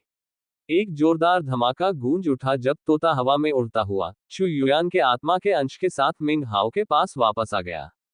जहां तक दर्पण के टुकड़ों की बात है, वे फिर से जुड़ गए और तांबे के दर्पण पर वापस तैरने लगे, जहां वे एक बार फिर से एक पूर्ण दर्पण का रूप ले लिया। इस समय तक मिंग हाओ की हान बेई को जान से मारने की इच्छा में जरा भी कमी नहीं आई थी। वह तेजी से आगे बढ़ा और सीधे उसके सामने आकर उसने मुक्के से वार किया। एक जोरदार धमाका हुआ और हान बेई का शरीर खून के बादल में तब्दील होकर फट गया। उसकी आत्मा हवा में उड़ गई, जहां से उसने मिंग हाओ को कड़वी मुस्कान के साथ देखा। मिंग हाओ, तुमने मुझे सचमुच चौंका दिया। तुम सचमुच स्वर्ग के पुत्र बनने के योग्य हो। तुम्हारे भीतर स्वर्ग के कुलों का रक्त प्रबल है। लेकिन तुम्हारा भाग्य तय हो चुका है। स्वर्ग के समस्त आकाश का भाग्य तय हो चुका है। इसे बदला नहीं जा सकता। कोई भी इसे बदल नहीं सकता। वह कड़वी हंसी हंसने लगी। स्वर्ग की इच्छा का आह्वान करने के कारण उसकी आत्मा इतनी क्षतिग्रस्त हो चुकी थी कि अब मिंग हाओ को उसके साथ कुछ भी करने की आवश्यकता नहीं थी। वह बुझने की कगार पर खड़े तेल के दीपक की तरह थी। उसकी आत्मा कांप रही थी और उसकी सतह पर दरारें फैलने लगी थीं। जल्द ही वह पूरी तरह से बिखर गई और ऐसा प्रतीत हुआ कि वह पूरी तरह से टूट जाने के कगार पर थी। मुझे बताओ, ऑल हेवन कुल क्या है? मिंग हाओ ने अचानक पूछा। तुम जानते हो, तुम पहले से ही जानते हो, तुम्हें और सबूत की क्या जरूरत है। खैर, मुझे लगता है कि अब इससे कोई फर्क नहीं पड़ता। ऑलहेवन कुल ऑलहेवन की इच्छा की रक्तरेखा से बने हैं। वे तारों भरे आकाश में केवल एक ही उद्देश्य से बिखरे हुए थे। ऑलहेवन की इच्छा को शिखर पर वापस लाने में मदद करने के लिए। इस जीवन में मैं परमपिता की पुत्री हूं और तुम परमपिता के पुत्र हो। हमारे बीच का रिश्ता अभी खत्म नहीं हुआ है। उसकी हंसी इतनी तेज होती गई कि उसकी आत्मा सहन नहीं कर पाई। गरज जैसी गड़गड़ाहट गूंजी और वह राख में तब्दील हो गई। मेंग हाओ चुपचाप वहीं मंडराता रहा। विशाल विस्तार के बाहर से लौटने के बाद वह कुछ मामलों के बारे में कई निष्कर्ष निकाल चुका था। आह भरते हुए उसने आकाश की ओर देखा, उसकी आंखें चमक उठी। अंततः संप्रदाय प्रमुख जिन युनशान और अन्य लोग प्रकट हुए। वे वहां चुपचाप खड़े रहे, सदमे की लहरों से उनके दिल चकनाचूर हो गए थे। हान बेई द्वारा प्रस्तुत विचित्र प्रदर्शन, सर्वशक्तिमान ईश्वर की इच्छा का अप्रत्याशित प्रकटीकरण और मेंग हाओ की अविश्वसनीय शक्ति ने उन सभी को व्याकुल कर दिया था। अंततः उन्होंने हाथ मिलाए और मेंग हाओ को प्रणाम किया, फिर रंगीन प्रकाश की किरणों में विदा होने लगे। सबसे आखिर में संप्रदाय प्रमुख निकले। उन्होंने मिली जुली भावनाओं के साथ मेंग हाओ को देखा, फिर उस जगह पर ध्यान से नजर डाली जहां से हान बेई गायब हो गए थे। अंत में उन्होंने हाथ जोड़े और चले गए। उनके जाने के बाद मेंग हाओ ने चू युयान की आत्मा की धारा पर नजर डाली। तोता उसके कंधे पर बैठा था। कुछ देर बाद मेंग हाओ ने धीरे से कहा, हान बेई सही था। मुझे कुछ समय से सच्चाई पता है। विशाल ब्रह्मांड के बाहर एक शक्ति है जिसे सर्वस्वस्व कहते हैं। अतीत में सर्वस्वस्व ने संसार की रचना की, जीवन की रचना की और कृषि की रचना की। वह समस्त वस्तुओं के स्वामी के समान है। लेकिन वह कमजोर होता गया और अंततः मृत्यु के कगार पर पहुंच गया। उसका शरीर धीरे धीरे गायब होने लगा और अंत में केवल 5 उंगलियां ही शेष रह गईं। ये उंगलियां अमर, प्रेत, ईश्वर, शैतान और दानव का प्रतिनिधित्व करती हैं। जब भी उनमें से कोई एक प्रकट होता है, तो यह ऑलहेवन को मृत्यु के और करीब धकेल देता है। वे उंगलियां उसके जीवन का प्रतिनिधित्व करती हैं, एक ऐसी सत्ता जो स्वर्गीय दाव से ऊपर विद्यमान है और सभी चीजों की इच्छा है। जहां तक इस बात का सवाल है कि ऑलहेवन अमर से क्यों डरता है, शायद इसके कई जवाब हों, लेकिन फिर भी अगर अमर प्रकट होता है, तो वह उसकी जीवन शक्ति छीन लेगा और अकल्पनीय हद तक शक्तिशाली हो जाएगा। वास्तव में, अगर अमर प्रकट होता है, तो ऑलहेवन तुरंत मर जाएगा। जब अमर प्रकट होने वाला होता है, तो दुनियाएं नष्ट हो जाती हैं। जब पैट्रियार्क वास्ट एक्सपेंस अमर बनने ही वाले थे, तब ऑलहेवन की इच्छा ने हस्तक्षेप किया और वास्ट एक्सपेंस के भूभाग को नष्ट कर दिया। तब से पैट्रियार्क वास्ट एक्सपेंस अमर नहीं, बल्कि एक प्रेत बन गए। जब मैं माउंटेन एनसी बटरफ्लाई के साथ भाग रहा था, तब मेरी मुलाकात उस बूढ़े व्यक्ति से हुई और उसने मुझे ये सब बताया। बहुत पहले की बात है। 1 अध्याय 1404 में मेंग हाओ की मुलाकात भंवर के बाहर उस बूढ़े व्यक्ति से हुई थी। पैट्रियार्क वास्ट एक्सपेंस के शोक में उसने भूभागों को अपने कब्रिस्तान में बदल दिया, फिर ऑलहेवन की उंगली को नष्ट करने के लिए वास्ट एक्सपेंस से बाहर चला गया। वह बस इतना ही कर सकता था, क्योंकि वह स्वयं ऑलहेवन को मारने के लिए पर्याप्त शक्तिशाली नहीं था। उसके बाद शैतान और ईश्वर आए। उन्होंने भी स्वर्ग की एक एक उंगली नष्ट कर दी। मुझे आश्चर्य होता है कि क्या वे तीनों मिलकर स्वर्ग को पूरी तरह से नष्ट करने की कोशिश कर रहे थे, लेकिन सफल नहीं हो पाए। खैर, वे इंतजार कर रहे थे। इंतजार कर रहे थे दानव के प्रकट होने का। मुझे आश्चर्य है कि उन्हें यह विचार कहां से आया कि दानव स्वर्ग का अंत कर सकता है। स्वर्ग भी प्रतीक्षा कर रहा था, अमरता की स्थिति के करीब आने वाले प्रत्येक व्यक्ति से भयभीत था, उनके भीतर राक्षसी ऊर्जा के प्रकट होने की प्रतीक्षा कर रहा था। फिर प्रक्रिया पूरी होने और सच्चे दानव बनने से ठीक पहले उसने उन अर्ध दानवों को अवशोषित कर लिया, उन्हें भस्म कर लिया। दानव की बहुमुखी प्रतिभा और उनके निर्वाणिक पुनर्जन्म का उपयोग करके स्वयं को नया जीवन दिया। शायद ऑलहेवन कुल वास्तव में ऑलहेवन के रक्त से बनाए गए थे, और फिर भी वे ऐसे कुल भी थे जो दानव को जन्म दे सकते थे। मेरा भाग्य एक दानव जैसा है, और मैं ही सच्चा दानव हूं। मेंग हाओ ने आह भरी। शायद उसकी समझ पूरी नहीं थी, लेकिन अपने अनुभवों के आधार पर वह आश्वस्त था कि यह 70 से 80% तक सच था। यही सोंग दाओजी और अन्य 97 चेहरों की उत्पत्ति है। वे अतीत के विभिन्न लोकों से आए थे और वे सभी अर्ध राक्षस बन गए। और मैं 99वां हूँ। मुझे सर्वशक्तिमान ईश्वर ने इस समूह का अंतिम सदस्य बनने के लिए चुना है। उसने अपना सिर हिलाया और कुछ देर तक चुपचाप वहीं खड़ा रहा। बारिश रुक गई और चांद आसमान में दिखाई देने लगा। जैसे ही उसकी रोशनी नीचे धरती पर पड़ी, पानी के गड्ढों में उसका प्रतिबिंब एक सुंदर दृश्य प्रस्तुत कर रहा था। मेंग हाओ आखिरकार रात के अंधेरे में नीचे मनुष्यों के शहर में पहुंच गया। अपनी अंतरात्मा की आवाज सुनकर वह गलियों से गुजरता हुआ एक ऐसे मोड़ पर पहुंचा जहां से एक छोटी सी गली खुलती थी। गली के अंदरूनी हिस्से में एक छोटी सी दुकान थी। दरवाजा बंद था, लेकिन बाहर लगे बोर्ड और लकड़ियों के ढेर को देखकर यह स्पष्ट था कि यह किसी बड़ाई की दुकान थी। यह उसके क्लोन के 9वें पुनर्जन्म का घर था। मेंग हाओ काफी देर तक वहीं खड़ा रहा। चारों ओर छाया घना कोहरा छाया हुआ था और ऐसा लग रहा था मानो कोई ऐसी घटना घट रही हो जो आकाश को हिला सकती है। काफी देर बीतने के बाद मेंग हाओ ने दुकान में क्या है ये देखने के लिए अपनी दैवीय चेतना का प्रयोग किया। लेकिन यह प्रयास उतना ही व्यर्थ था जितना समुद्र में पत्थर फेंकना। उसे कुछ भी दिखाई नहीं दिया। कुछ ही क्षणों में वह गायब हो गया। जब वह दोबारा प्रकट हुआ तो वह बढ़ई की दुकान के अंदर था और करीने से सजे औजारों को देख रहा था। वहां लकड़ी की छोटी छोटी मूर्तियों की कई कतारें भी थीं, जिन्हें देखकर मेंग हाओ थोड़ा अचंभित रह गया। वहां पक्षी, कुत्ते, बिल्लियां, सब कुछ बेहद सजीव लग रहा था। वे इतने सजीव थे कि ऐसा लग रहा था मानो वे किसी भी क्षण चलने लगे। ऐसा लग रहा था मानो वे एक हल्की सी रोशनी से जगमगा रहे हो जिसे कोई भी इंसान देख नहीं सकता था। ये जीवन का प्रकाश था और यह बहुत शक्तिशाली था। यह एक ऐसी जीवन शक्ति थी जो लकड़ी में स्वयं मौजूद नहीं थी, बल्कि मूर्तिकला की प्रक्रिया के माध्यम से उसमें समाहित हो गई थी। मेंग हाओ कल्पना भी नहीं कर सकता था कि किन हाथों से इतनी सजीव मूर्तियां गढ़ी जा सकती है। इसी क्षण उनकी नजर एक छोटी सी मूर्ति पर पड़ी जिसमें एक महिला को दर्शाया गया था। उनके शरीर में एक सिहरन दौड़ गई और उनकी आंखें चौड़ी हो गईं। उन्हें लगभग यकीन नहीं हो रहा था कि वे क्या देख रहे हैं। ऐसा लगा जैसे उनके दिमाग में बिजली कड़क रही हो। उसकी आंखों के भाव से ऐसा लग रहा था मानो वह किसी ऐसी चीज को देख रहा हो जो इतनी विचित्र और बेतुकी हो कि उसकी कल्पना करना भी असंभव हो। ये कैसे संभव है? मेरे क्लोन के 9वें पुनर्जन्म ने उसे क्यों गढ़ा होगा? उसका दिल जोर से धड़कने लगा जब उसे एहसास हुआ कि इस 9वें जीवन के दौरान कुछ चौंकाने वाले और अपरिवर्तनीय घटनाक्रम अवश्य घटित हुए होंगे। ठीक उसी क्षण उसे अपने पीछे कदमों की आहट सुनाई दी। दुकान के पिछले हिस्से में स्थित कमरे से एक अधेड़ उम्र का आदमी निकला। वह अंधा था, फिर भी इतनी सहजता से चल रहा था मानो उसकी आंखें अभी भी ठीक हो। वह उस छोटी सी दुकान से बहुत अच्छी तरह परिचित लग रहा था, मानो वह दुकान उसके मन में बस गई हो।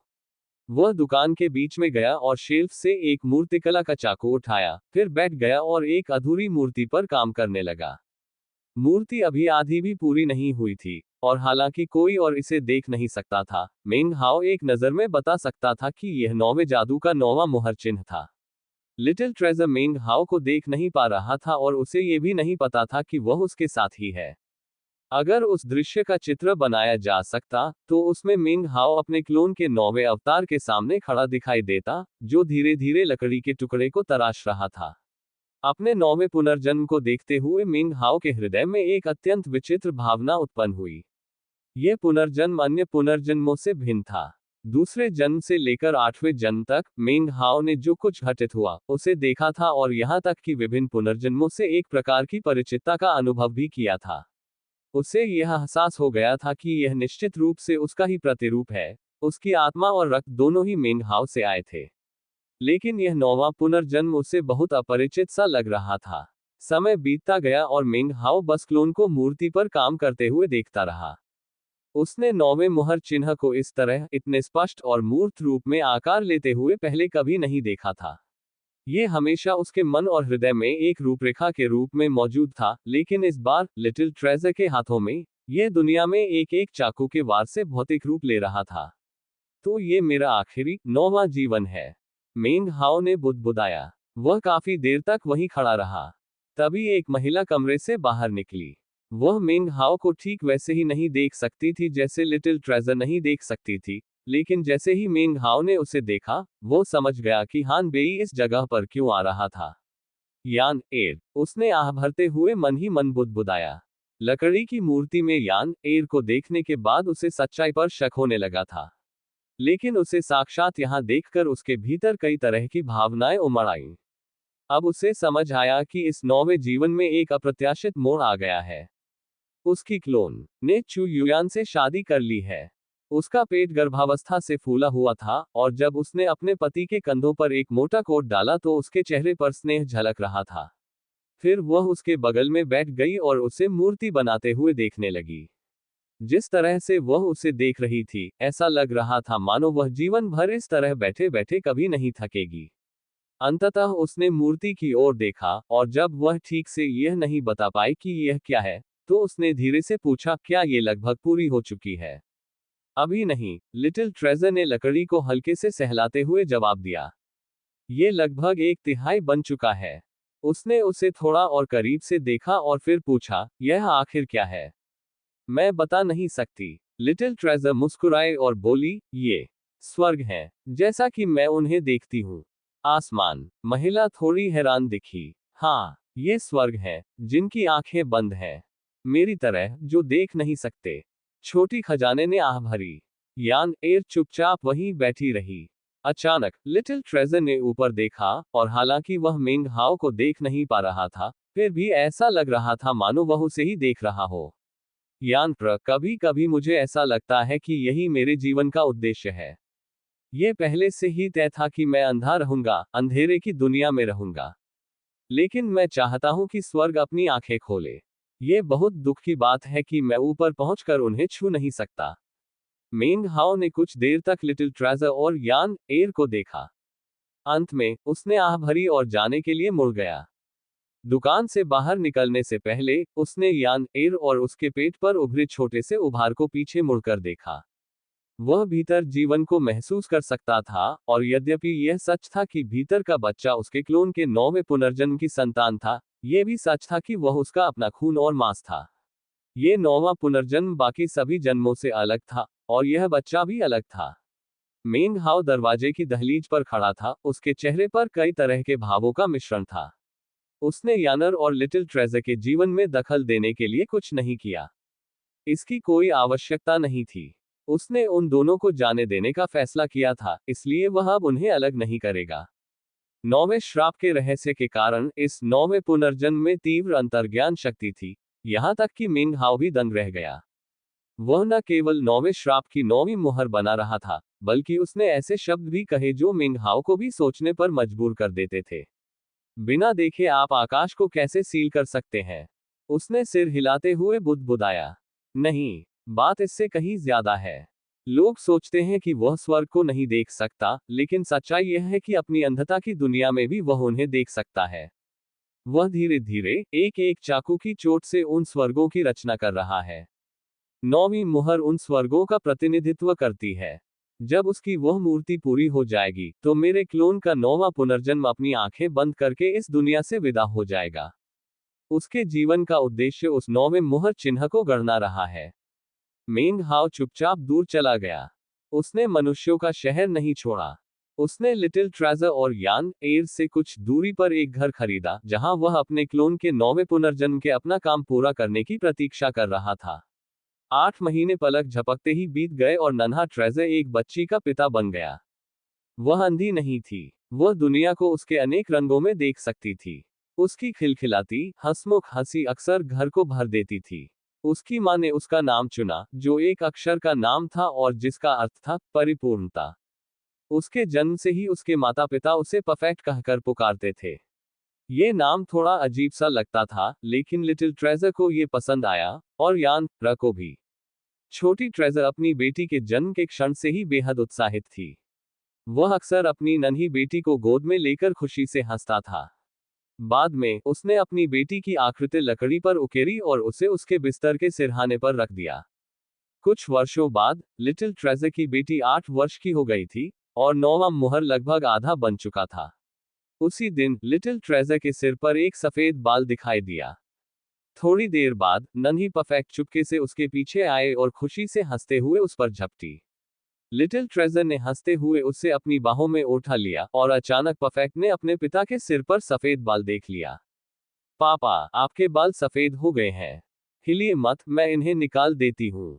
उसने अपना छोटा हाथ बढ़ाया, सफेद बाल को ढूंढा और उसे निकाल दिया। नन्हे ट्रेजर ने अपनी बेटी के गालों को सहलाया और उसे प्यार भरी मुस्कान दी। वह खुश था, मानो उसे आशीर्वाद मिला हो। साल बीतते चले गए।